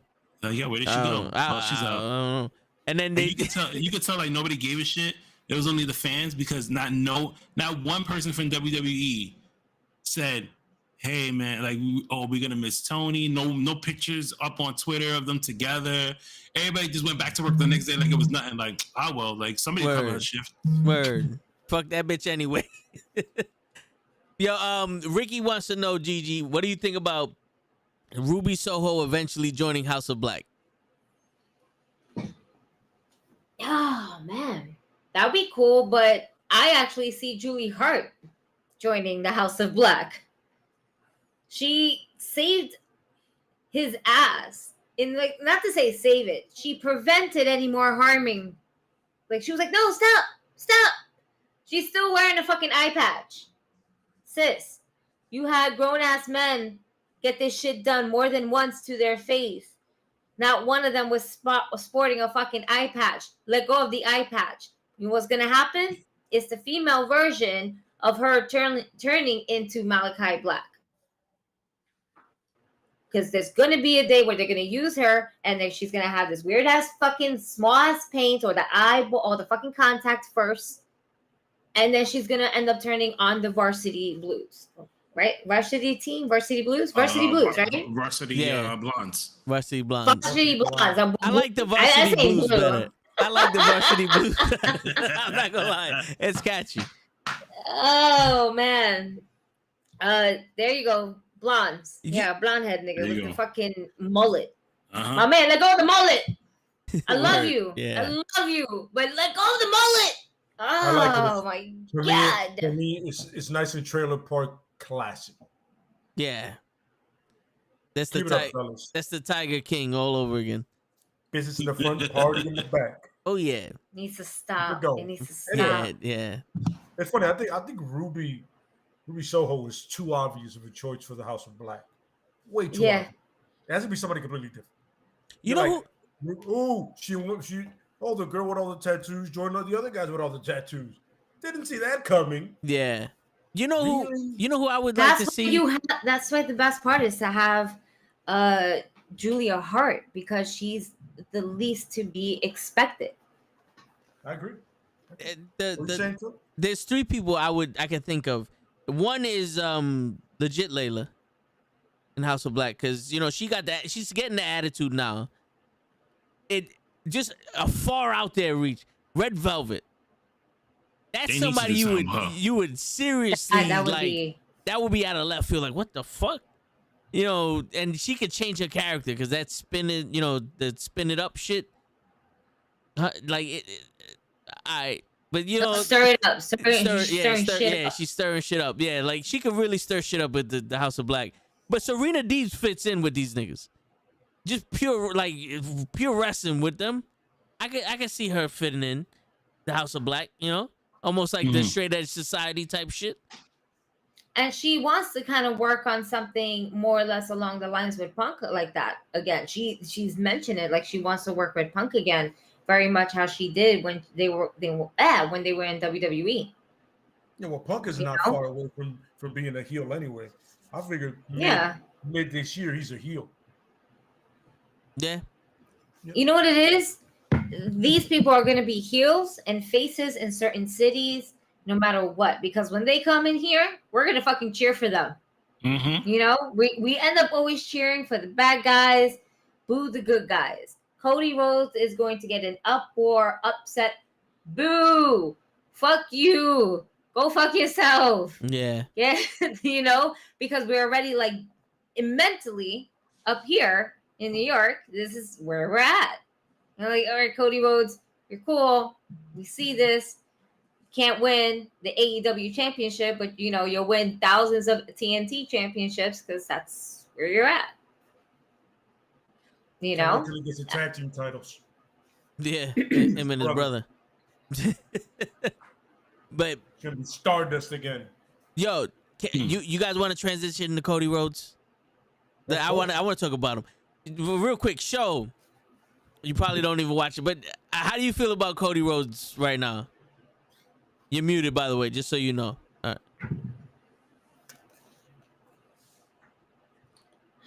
Are you talking? Oh, I see the hat. There it is. I'm like, where is he? That's all. I see the little reflection of the glasses. Same.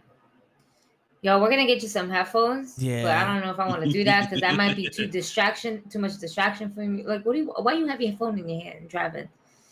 Word. You can't hear shit. Word. Press the mute button, nigga. Oh. What are you doing? All right, so we're just gonna assume that you like the cinematography and the director. He said, "Fuck it." He's like, "Teacher, I gotta go to the bathroom. I'll be back." Yeah. He stormed us. Unbelievable. Yeah, for real. You know what? He's like, "Fuck this shit. I'm out." But yeah, all right. So now that we heard from Show, they're very insightful. Gigi, what you think about Cody Rhodes right now? Yo, oh man. Oh, he's back. That's awesome. Oh. Yo, you know what? Can we hear your voice? Bro, if we were teenagers and this was fucking Zoom class, yo, we would never get anything done. No, that teacher would have had to leave. They would have quit.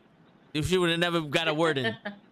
Yo, we keep coming in and out of the classroom. Yo, in my high school, we dissected frogs. Those frogs were thrown at the teacher. Like, the whole class got detention. They threw the frogs at the hood. No, yeah. I mean, 3rd Avenue, 149th Street, bro. What you fucking think? Alfred E. Smith, baby. Nah, you can't give a shit. People in Brooklyn, my school, them niggas chopped them legs off afterwards. They really dissected the niggas. I was like, damn. I mean, cut them bodies out. Yo, Show. Question: how do you feel about Cody? Yo, can you hear me now? Yes. Yeah, we hear you. Good. How do you feel about Cody right now? I honestly like Cody. Now, I didn't like him before. I'm beginning to like him now. I don't know why. Even though it seems like y'all all hate him. Not all, but go ahead.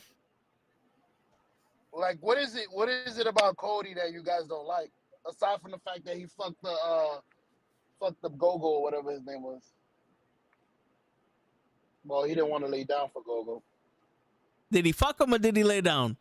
I don't know. I think he did both. He didn't want to lay down. Yeah, this is you might have to lay down to, like, or you know what? Never mind. Just stop. Yeah, just stop. Yeah, I'm just gonna. My head hurts.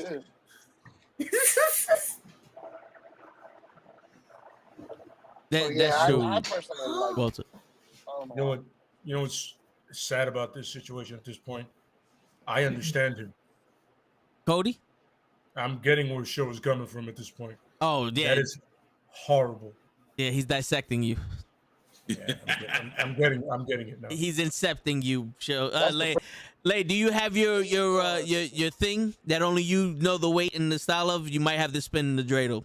I might have to spin that dreidel. Yeah, make sure you're not dreaming. You're not incepted. Yeah, absolutely. Yeah. Yeah. If it's gotten to this point, I've been on here too long. Yeah. I'm starting to decipher Show. Been on here way too long. Yeah. It's over. Yeah, I want to hear Kenny's opinion on this because I know he loves the fact that Cody is self-aware of who he is. This is Skynet.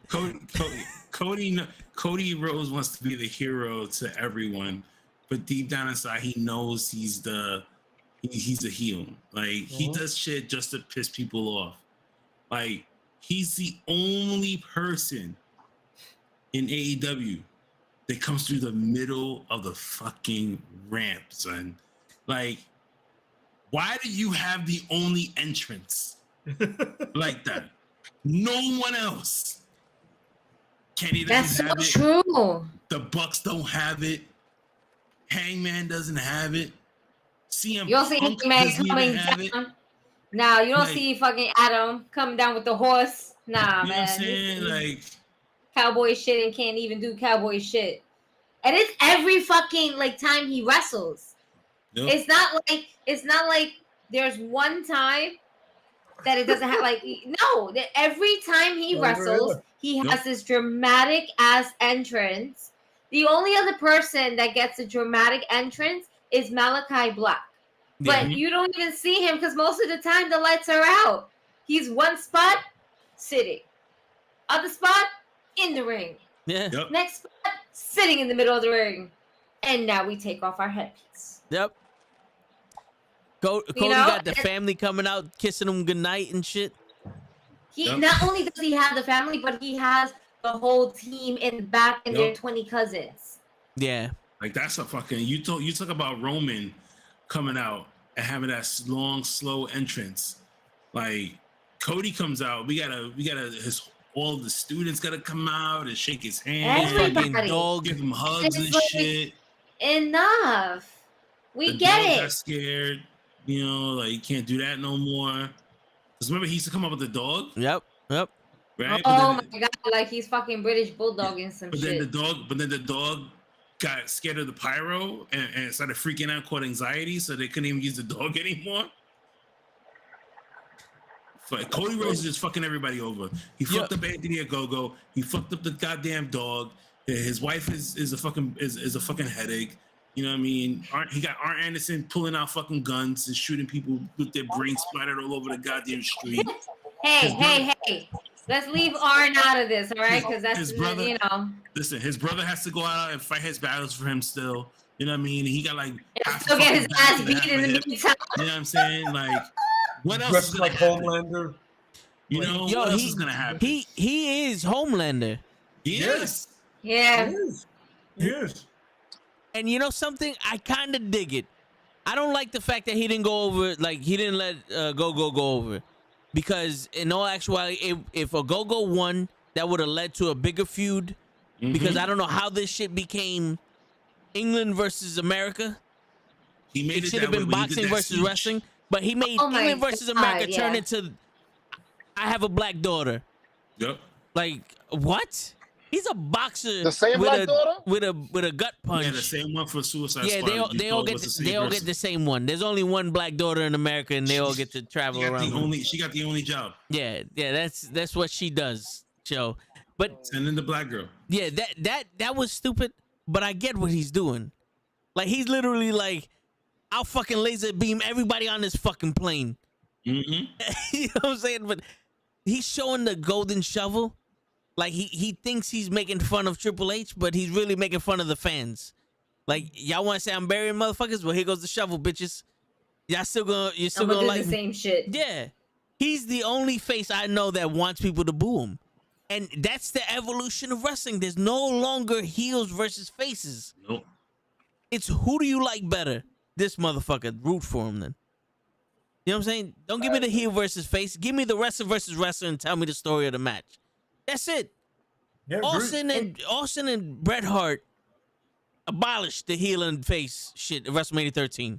There's no more heel and faces. Now it's who do you like? They had the heel and the face turned at the same time. You're like, yep. Wait, what? That one was crazy because I was like, I didn't realize it years later that I was like, yo, I in the middle of that match, I witnessed that. Yeah. I'm like, why am I cheering for Austin again? What's going on here? I used to love Bret Hart. Yeah. Like I'm an Austin fan. Like weird. It's weird. Because he wouldn't tap out. I respect where Cody's coming from. I get it. Yeah. Yo, Toe, who was the heel between The Rock and Stone Cold? The both of them. Yeah. They were kind of like, in a sense, in comic book sense, they were anti-heroes, both of them. Yeah. You know, they were blurring the lines. You know what I mean? Because they could be a face or a heel anytime they wanted to. In all actually, yeah, the heel in that situation was the one who couldn't get over on the promo. And that's probably Austin. Yeah, because The Rock threw Austin's title over the bridge and then threw Austin over the bridge. It's like I remember just seeing I was like, No. Yeah, he flung that shit, and then Austin bring the monster truck and run over the Rock's rental, and the Rock's sitting there. Well, that's why you get insurance, and then he hires Rikishi to run him over. I did it for the Rock. Yeah, like that was like. Don't tell me who's the good guy, who's the bad guy. Let me fucking root for who I want. At this point, it's if you want to call it sports entertainment, then let me root for my team. Mm-hmm. Stop telling me my team sucks. Let me root for my fucking team. Yeah, I hear that. I get it. I got a question. Jets and they suck. Hey, first off, we're gonna take it next year. I got a question for you guys. Who's the heel and who's the face at a Damian Priest? Because he's two people now. Well, clearly the face is the guy that starts the match. Yeah. And after he gets slapped, he becomes the heel. Ah, okay. And only when he gets slapped. Not when he's punch or kick. When you open hand slap him in his face, he becomes a heel. Yeah. So when he's he's the Priest, he's the baby face, and when he's Damian, he's the heel. He's the heel. Absolutely. Okay. Correct. That all right. The angel and devil definitely the same. Jekyll and Hyde. I can imagine you coming up to me and going, "Yo, this is what we want you to do." I'd be like, no. I'm having great matches anyway. Why would I do that? That's dumb. Or give me a better reason to fucking snap. Yeah. Like maybe they stole my title. Maybe I got kicked in the nuts. Maybe they're showing me pictures of my kids and they're kidnapped. I don't know. Just don't look at me wrong. Was a bit excessive. You know what I'm saying? But like, I feel like you need that, especially after, like my man grabbed his foot. He turns into the Hulk now. Like, did you not ever wrestle? Like ever? Because I saw you wrestle before, and I saw that happen to you. It was cool then. Why when like, what's going on here? We need a therapy session with him now. Let's get to the bottom of this shit. Let's go deep inside Damian Priest. Let's see what Priest touched him when he was a kid. You know what I'm saying? Like, damn. Hey. I'm just saying. Yo, he's one. He's one of us. Stop! Like, what are you doing? Like, yo.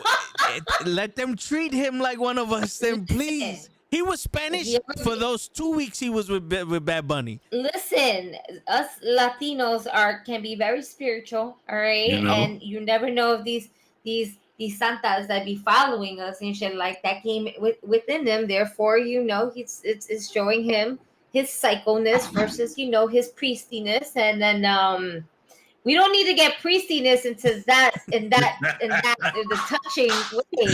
It's not necessarily he's not a priest when he's a boy. That's an altar boy, but let's not go there. Okay? This is a really bad history and shit like that. Listen, he's Dr. Jekyll and Mr. Hyde. All right. That's exactly what they're trying to play this as. All right. What? I'm just saying there's better ways to do it. Oh God, not that way. Hey, it's better than grabbing his foot. Pinch him in the ass. You know us Puerto Rican men don't like to be pinched in the ass. Don't slap our ass. I think you've been talking to fucking show a little bit too much, and no, I have been very excessive over here. Like but we just went to 0 to 100 real quick. And listen, leave my body alone. I'll take him. You don't want to take him? That's fine. I'm gonna take him, but you leave the body alone. I do agree they shouldn't grab the foot. I wouldn't say anything else that you said, but did he get hit by a fucking chair? And he just like it stung him like you motherfucker, and that's when he went crazy. Mm-hmm. I'm pretty sure he got hit with the so you continue with shit like that. I agree. I could agree with that. You continue with weapons and different ways of trying to cheat and everything like that, where it's not going to affect him because he's strong, man. Yeah. But it's. When do we let it out? Because now every once in a while it kind of feels a little bit forced. Yeah. it's gonna come up to the point where he's gonna lose his title because of his anger issues. You know, because maybe he needs to go to therapy, like you said, and not about anything else that you said, but you know, it's just, who does he lose the title to? Who do we build that storyline with? I mean, we're doing it with what, Ziggler and Rude, but that's not gonna happen realistically. The dirty bitches, yeah, them. The dirty bitches. One of them. I would say lose it to Mos, my man Mamos. Yeah. Or Mosa. Or my man Mimosa, or Corbin. Happy Corbin. There you go, if Kenny. Rollins can get a title shot on SmackDown, and Corbin get a title shot on Raw. Word. We need it. Yo, the brands, they're done. They're done. Yes, we need it. By the way, the fact that Kenny said he should get an IC title shot, I go, let him get the United States Championship. I never said he was getting a freaking IC title shot. You said he should never get a title shot. Yeah. Okay. Play it back. Word. Play this back. I said a tournament, damn it. Now, if the tournament is with both brands, you'll have enough people to do it. It's true, all 6 of them. Yeah. You'll be able to fit all 6 spots. 3-3, and it's not even, and they'll figure it out. Yeah. Then it'll be a 3-man, and Seth Rollins will win it, even though he's not in it. Yeah. You can always get that British dude, the British boxer that plays basketball with baseball gloves. Get that dude to be in it. Yeah, that guy. Yo, yeah. First of all, I still don't know that guy's name. Man said British Bulldog. That AJ Russell? Yeah. I don't know his name. But that guy is a definition of the player, the wrestler you start with before you make a thing in 2K. Yeah, the creative player. That guy. He is literally, I saw him and I'm like, yo, you're the most generic looking guy besides Van Wagner. Edge's son. You're the most generic looking dude I've ever seen in my life. Generic wrestler. Edge and Kali's son. Word. What? Yeah, the Edge Lee. Yeah. Edge Lee. Said the Edge Lee. The Edge. Yeah. Oh man, but yo, speaking of Edge and stupidity, how y'all feeling about this build up between the Miz and Edge? I'm not gonna lie to you, I haven't seen any of it except for that first promo. That first one that I told you, that was like, I feel like it's beneath both of them. Yeah. Because they both, I made it clear, I don't like either one of them, but I know they're better on the mic than what they've given them. Yeah. Especially when you let them be them. I mean, when he told X-Pac character evolution, you evolve, I was like, that's perfect. Because you can tell Edge is a douche. Yep. But he's a smart douche. And the same with the Miz, you know what I mean? Yeah, so their douchebaggery should come out more instead of whatever they're doing now. There should be douchebags to the 10th power. There should be no face in this. There should be two douchebags getting at each other. Word. And yo, I think like Miz be looking at Edge and like, my nigga, me beating John Cena was my gimmick 4 years ago. I don't do that shit no more. Like, why is that coming out your mouth? Have you not watched the product? Yeah. Why you bringing all the bullshit? Yeah, it's like I've done a lot more. Yeah. Like what I'm saying. I'm like, yo, for two guys that are great at promos, that first one I heard, I go, that shit. It hasn't got any better. Yeah, it's beneath both of these guys. Yo, the best part of this shit is when Maurice just walked out on the Miz. Agreed. Oh yeah, he was like, Maurice, you tell them that she's the most and Maurice is this and Maurice is that, and Maurice is just standing there like, no. Yeah, she boogied. She's like, she was Maurice. out. Yeah, she was gone. She was like, nope. What up, Bryce? And then he was like, you tell them, Maurice, and he's like, she dipped on him. Where the fuck my bitch go? Word. Fuck you, nigga. Where the fuck my bitch? Word. Bitch, where you at? Now that would have been hilarious. Talking to this motherfucker know he gonna kick my ass like this now. The Miz talking about, bitch. What the Man, I would have been like, all right, here we go. Yo, now it's interesting. Cause he put it in there. He was like, Maurice, you tell Beth Phoenix how you're gonna kick her ass, and you tell her how you was the Divas champion, and you tell her that this, and you tell her that, and you left. Where the fuck you go? What the fuck is going on? That was the most entertaining part of it. She's like, so I'm a mom of she's a mom of 2, right? Mm-hmm. And she's like, I look good in fitness model, but you seen the muscles on this bitch? Yeah. Like, this is Beth Phoenix. Like, she's built like China, but pretty. You know, not to say China wasn't pretty, but I'm saying Beth Phoenix was always been, beautiful in the face. Yeah. But it's just like, that's Beth Phoenix. She fucking glamazon the bitch from the top rope. I'm not trying to be that next bitch that gets glamazon from the top rope. Do you see this face? Nah, we ain't doing that, and realistically, Maurice is like, I'm not gonna tell her I'm gonna kick her ass.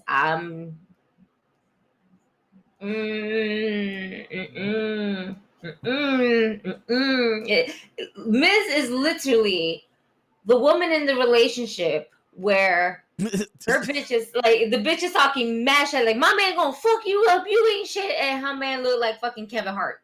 Yo, word. He's like, She said, "No, I'm good. Fuck that." Maurice is. Can we negotiate something here? Cause she be wilding sometimes, and the words that be coming out of her mouth is really not coming from me. I just, you right. She a crazy bitch. Just start talking. Where Maurice was on some. Who the fuck is your wife? Like, who married this nigga? You got the wrong one. Yeah, I don't know this nigga. Nigga, who's you? Word, like, yo, that's crazy talk. Yeah, Beth. I don't know who he teaming up with, but you got a problem because it ain't me. I'll tell you that shit right now. She's like, this looking like a handicap match to me, nigga. She done SpongeBob. She's like, yeah, I'm heading on out now. She's like, somebody's in catering calling me. What? We don't see Kenny no more. Y'all don't see Kenny? Kenny? No. Unless I see Kenny. He's blinking and everything. Oh, nah. Yeah, I get what you're saying now. Aha. Yeah, I see it. So now they don't see Kenny. I just took his shit off of the fucking screen. I took that shit off my screen, Kenny. Remember this? Yeah. Oh right. my God. Wow. I am the man. They can still hear me though. I am the master and the ruler of the fucking world. Wow. Wow. Yo, jump over to the Call Up Podcast YouTube channel where I'll be sitting there on my soapbox. I muted you too now. Wow. Wow. This is a lot right now. Nobody's catching the fact that that Toe for some reason cut a Sid Vicious promo. Right. By the way, no one's ever done that before. That's right. I am twice the man that you are, and I have half the brain that you do. I mean, wait a minute. Do that again. We're live, baby. Then he goes, fuck. Jim's like, yo, we're live. No, keep going. He's a dick. He's like, keep going. We're live. We can't. Just go. Come on, stupid. Let's go. I remember I was like, wait, did he? What? Yo, yeah. What? That was almost as good as Scott Steiner said, I got you, Sid. I'll do you one better. I was like, oh, here we go. Math, baby. You gotta see Peter Williams just like, what? Peter Williams looking like, what? What the fuck is wrong with you, bro? I got an 80% chance of winning at 90%, and with other 3 people is 42%, and you add the 7%, and now we got 92%, and we're back at 50%. So 33% of us are gonna win this match. What? We have a match? Exactly. When did we have a match? Like, what is going on here? You know what's crazy? That sounds like kids nowadays math problems when they're trying to fucking solve this shit. Yeah, man. They want you to show the whole entire work. Like, listen, you lucky I barely got this right answer. For real. Yo, I used to love that. If a train coming from Louisiana going 70 miles an hour and a train coming from New York going 80 miles an hour, when they meet up, they don't. That's what I tell them. They don't. They're in two different states. You lucky, Toe. Yeah. You lucky you ain't got no kids, bro. I try to help my son with his homework. I'm like, I'm dumb as fuck. I gotta go back to 4th grade. What you mean? I'm lucky. So tell me about it. Yo, their homework is crazy, and now you gotta, yo. Now they teach you how to do math differently, bro. Like I taught him how I was taught, and I got. That's not how she showed us in class. Yeah. Word. The teacher screamed at me. Wait a minute. Yo, wait a minute. Explain how you got to Wait a that. minute. Wait a minute. I gotta ask this. Yeah. Because I feel like I wouldn't be a Responsible adult. somewhat of intelligent and responsible human being. What kind of math are we talking about, Show?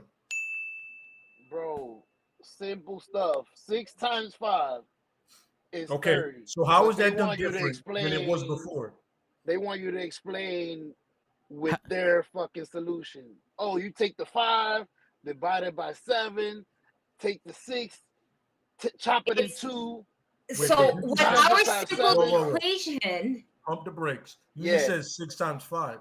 Yeah. That's all you said to us. You didn't say That's all I said. 6.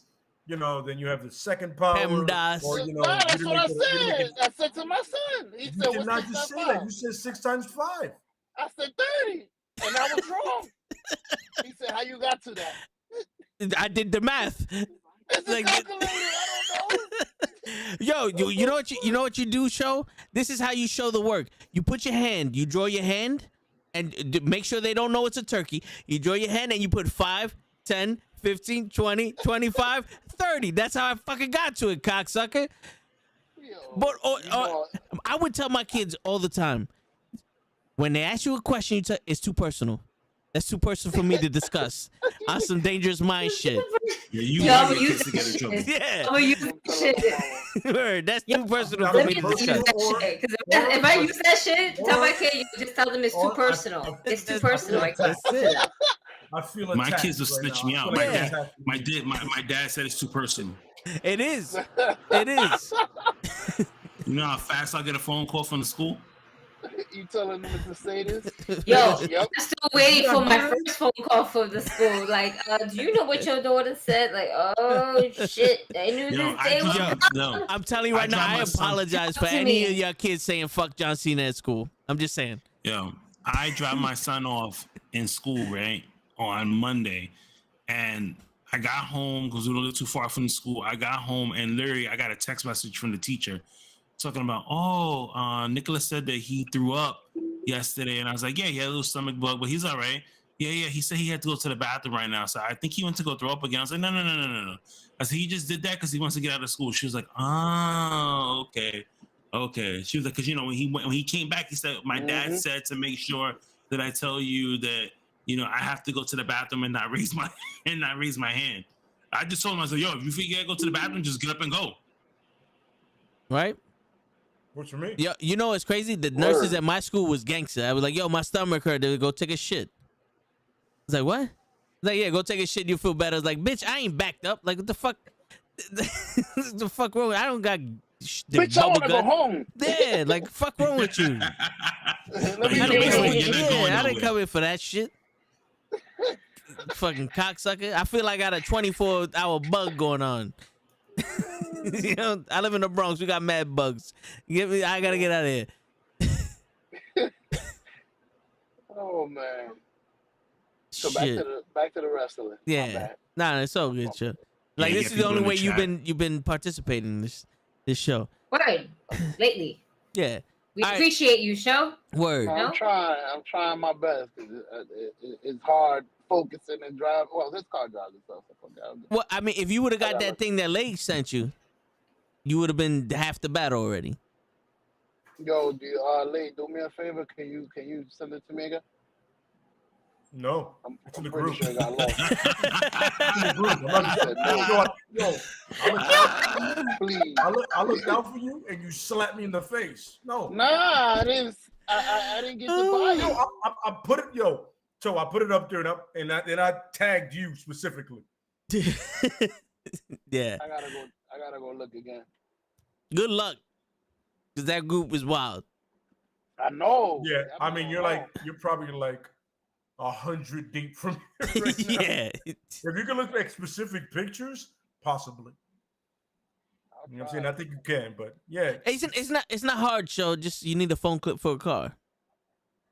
No. I want Lay's clip. I don't want to buy any. It's funny. I saw it on Amazon. I was like, I don't need this, but I know somebody that does. Mm-hmm. There you go. I know somebody that's fucking up. All right. For some reason, I thought the Rumble was this Sunday, and I was way off. You know something? It fucking feels like it. It doesn't feel like this is the second week of January. This feels like we're already in like April or some shit. Nah, chill. I definitely feel like it's the end of January already. Oh no, I feel like I wouldn't say so far as April. All right. I feel like it gets brick. That's Yeah. what I feel like it's fucking brick. Yo, Saturday's gonna be 2 degrees. Stay my ass in the house. You shitting me? Yeah, it's supposed to be 2 degrees outside. I was supposed to go to Wrestling Universe on Saturday to go see Santana and Ortiz, and I was like, no. I like the guys, but I'm not standing outside in fucking 2 degree weather to wait with a whole bunch of other wrestling fans to like. I don't even want to talk to nobody. I'll just be like, yo, man, like I want to just get in and get out, kid. Like, matter of fact, I'm gonna leave the fucking action figures in front of the door. Just take it, and I'm gonna be in my car. Yo, with a note saying, "Here's my address. Mail it to me." Facts, like I'll be back for you later. Word. All right, yo. All right, since the closing segment. Predictions. Who you guys think is gonna win the Royal Rumble, men and women's? Big E.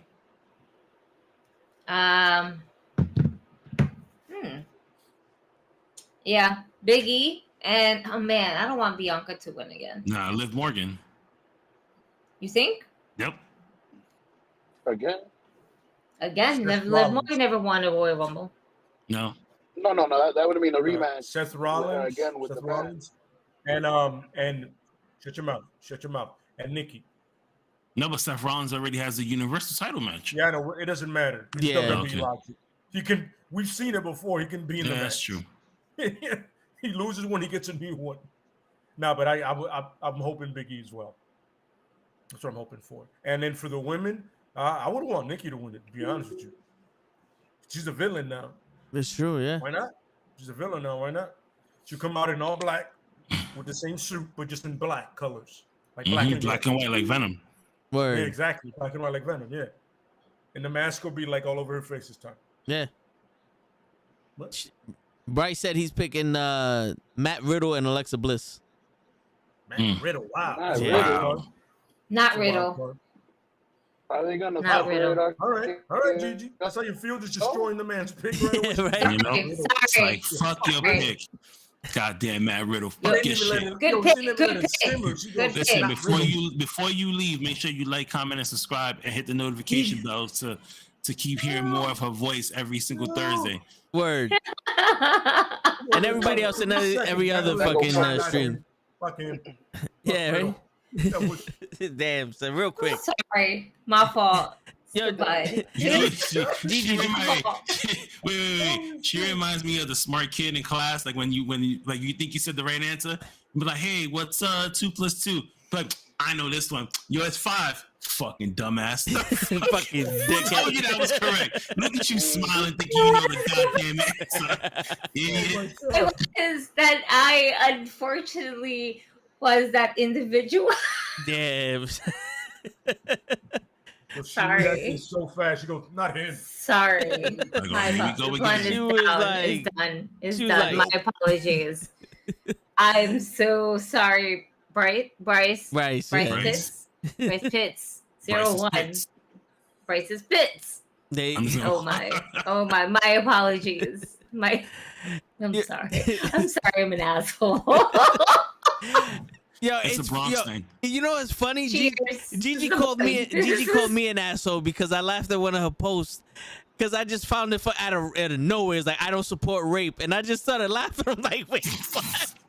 What the fuck? So I just I gave the laugh emoji, and she goes, "Are you laughing because you're an asshole?" Or like, yes, but how am I supposed to react to this? Question. It was a legitimate question. Wait. Why are you laughing at It was me? clarification. I'm like, did you did the wrong one, or it was just because I didn't know what was happening? Wait, Bryce. Don't you change your answer now because she's laughing at you, sir. Word. Okay. When you changed it, and it was Ricochet. Moose. You know what? Ricochet would be cool. Moose would be that. You know what? It would be interesting to have somebody from the outside win the Royal Rumble to get some type of talk to WWE. Like, holy shit! What are you gonna do now? We got somebody from a different company. Where he blows the kiss. What? I ain't even gonna go for the title shot, stupid. But I want it. That's it. You know, you need something. If you're gonna give it to that would be dope. Why not? Yeah, if you're gonna give it to somebody that is not a part of WWE to win the Royal Rumble, like your man has to come in, pop the crowd, win the fucking match, and not even go through the ramp. Just go through the fucking crowd and walk off. Word. Like, and just have everybody like, yo, but where the fuck is he going? Back to TNA, baby. Yep. Back to TNA. Tune in on Thursday. Tune in if you want to hear my celebration speech. Tune into Thursday nights over at Access. Everybody like, I don't have that shit. Word. He doesn't even point at the WrestleMania logo. He just fucking. He grabs his belt and he just points at the belt. Word. Yeah, Gigi, did you pick a women's winner? TV. Nobody has that channel, brother. None of us. Pirate the shit. Gigi, did you pick a female winner for the Rumble? I have not. Man, you know what it is? This women's Royal Rumble is stacked with it now, the past, the future. You know, it's just, I don't know. Especially when they're bringing a couple Hall of Famers back. I don't see any of the Hall of Famers winning it. That's for sure. But they would. Would they have Bianca Belair versus Becky Lynch at WrestleMania? It'll be in 25 seconds. Right? No, but that's like pretty much it. Aren't they like what's the score? Is it 0-2? Would the Bianca ever win or get a pin over Becky? No, I think no, right? It's 3. I think it's 3 because they had the rematch, and then they had another match with Sasha. She lost Sasha because Banks. it was a roll up. It was a roll up pin. Yeah, and then Sasha Banks interfered. Sports entertainment. True. So but Sasha Banks is also all of wrestling. Yeah. Yep. There you go. So it's gonna be my finish. Shit. I see. I'm in between Bianca, because it was such a good WrestleMania moment. I know they want to have that another WrestleMania moment, but Liv Morgan, it is not. Have a good night, Bryce. Good night. But I don't see her winning the whole Rumble. Damn. Said night. She said, I'm sorry. I keep thinking about how quick you said it. But she said good night sweetly though, like, so at least you know it makes up for she it. said it like that. She said it like that one on that don't give a shit if you came or not. Like, hey guys, I'll see you later. Good night. Like, all right, nigga, for bye. Like, just go. Shit. Bye, Felicia. His feelings are hurt, brother. Sorry, that's some shit. That's some shit my wife would do. Like, when she doesn't really care if you leave. She's like, oh, okay. So yeah, that's what I was saying. Like, I'm glad that motherfucker left. Yeah. Also, leave already. Yeah, there's the door right there. Get the fuck out. I'm not the villain here. It's just painting me that way. Some days I am. You know what? Believe both sides, if you may. There's a little truth in everything. So you're saying, I don't know who you picked. I don't know who I pick either. That's the fucked up part of being a woman. So indecisive. Damn. So we have Liv Morgan right now and Bianca Belair. Do I see Liv Morgan winning? No. Do I see her getting a match though at WrestleMania for the title? Yes. Okay. You know what I'm saying? Yeah. Seth Rollins. You're still gonna have your Liv Morgan and Becky Lynch because it's a story. It would be a great underdog story if you have Liv Morgan win at WrestleMania. You need to have at least one underdog story at WrestleMania. The underdog must win. Will it last long? Will it last long? We don't know. Depending on what direction they have, you know. But it's a win that would get over with the crowd, and it's a smart move. Yeah, I see Bianca Belair being my Royal Rumble winner. I can see that. Show, who you got? You muted, by the way. I got for the males. Is Drew in it? No, he's hurt. No, he's hurt. Okay, because that would have been my number one pick. They always put him like in second. I'll go. I like Biggie for the males. For the females, I wish they would surprise me and bring Bailey in with the 30th entry or something. They might. They might. You know what? That would be dope. Oh my God! Have a showdown between Bailey and Bianca. Mm-hmm. Yeah, that would be dope, man. Ooh, yes. Yeah, Imagine Bianca doesn't win because of Bailey. That would be amazing. That would be amazing. But I'm gonna tell you guys right now who's definitely gonna win both Royal Rumbles, and you're not gonna expect who it is. The women, for the first time ever, Trish Stratus is gonna win the Royal Rumble, because Trish Stratus versus Charlotte Flair at WrestleMania is what the world needs right now, according to them. Straight bug. Yo, I got inside information, show. Trish Stratus versus Charlotte Flair at WrestleMania. They're booking it. She's gonna win the Royal Rumble. And Roman Reigns is winning the men's Royal Rumble. And I'm gonna tell you how. He's not even in it. No, listen, Kenny. We don't know who's in it. Exactly. We just know the Street Profits in it. But Mysterios. This is what's gonna happen. This is what's gonna AJ happen. Styles, This is what's gonna happen. Yo, I'm telling you now. Oh, Seth shit. Rollins is gonna open up the show. He's gonna walk out in the ring. While 20 minutes later, Roman Reigns is gonna get halfway to the ring, and Brock Lesnar's gonna come out and F5 him, throw him in the ring. Seth Rollins is gonna pin him 1, 2, 3. Seth Rollins, new Universal Champion. Roman Reigns is gonna beat up Dominic Mysterio because Dominic Mysterio is not a former heavyweight champion and he does not deserve to be in the Royal Rumble. This is the logic that Adam Pearce is giving us. It's straight out the horse's mouth. Roman Reigns, yeah, he's gonna win the Royal Rumble, and then the main event is gonna be Bobby Lashley versus Brock Lesnar. They're gonna ring the bell, and Roman Reigns is gonna spear Bobby Lashley. And Brock Lesnar is gonna get disqualified. Then the refs are gonna come out and break up Bobby Lashley and Brock Lesnar. They're never gonna touch each other. And that's how our dream match between Bobby Lashley and Brock Lesnar is gonna go. WrestleMania, it's gonna be Roman Reigns versus Brock Lesnar, and Seth Rollins got COVID, so there's gonna be no Universal title match. It sounds so realistic. It really does. That's It how really WrestleMania. does. Yeah, Yo, this is really WWE booking. yeah, that's how Wow. WrestleMania is gonna go. So accurate. Yeah, That's accurate, bro. I'm upset that it sounds. Yeah, that sounds legit.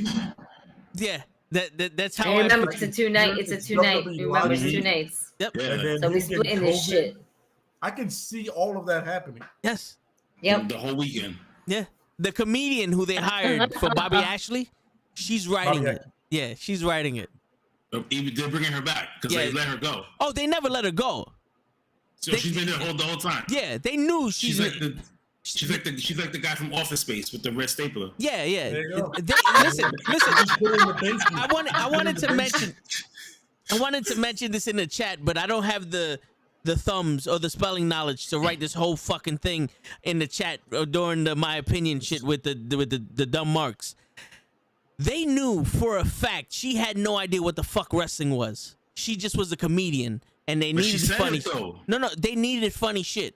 The problem was, she said it in an interview, and we found out about it. Yep. So they made it seem like they fired her, so they can appease us, bitch. We knew she didn't you knew she didn't know wrestling. How did she get hired? Like, in all honesty, did she not have an interview? Did you walk down the street she told a joke? She was like, knock, knock, who's there? Bobby Ashley. Bobby Ashley who? Exactly. We need you. But the thing about it is, have you ever seen when WWE sends out those those job posts on Indeed?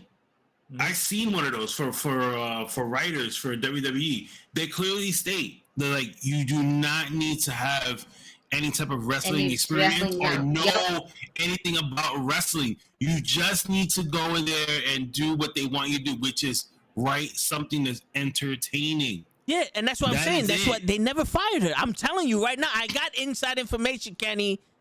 That's right, because we have former WWE employees in our group chat. Yes. If anybody wants to get down, I was about to just mention that. If anybody wants to get down with us, to send a message to Toe, and he'll link you to the Patreon. You just pay $5 every month. We link you into the chats, but you cannot screenshot any of these things that we talk about because there are ex WWE employees who are in our chats with us. So.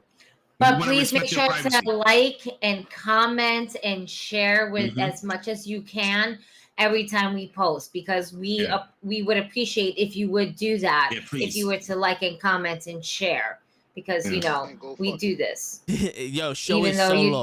But we respect that you don't want to join the group chat, but we're just saying, even though you don't, just please still like and comment and share, because we know somebody that works for WWE. Yeah, you can mute us if you need to, but just check in periodically. Used to. Yeah. Stop that nonsense. Stop that, y'all. What are we doing? What are we doing out here? Oh fucking man. WhatsApp group chat. Stop it. No, your math don't add up when you only have 500 plus followers, and then you're following over 5,000. The math doesn't add up. Yeah.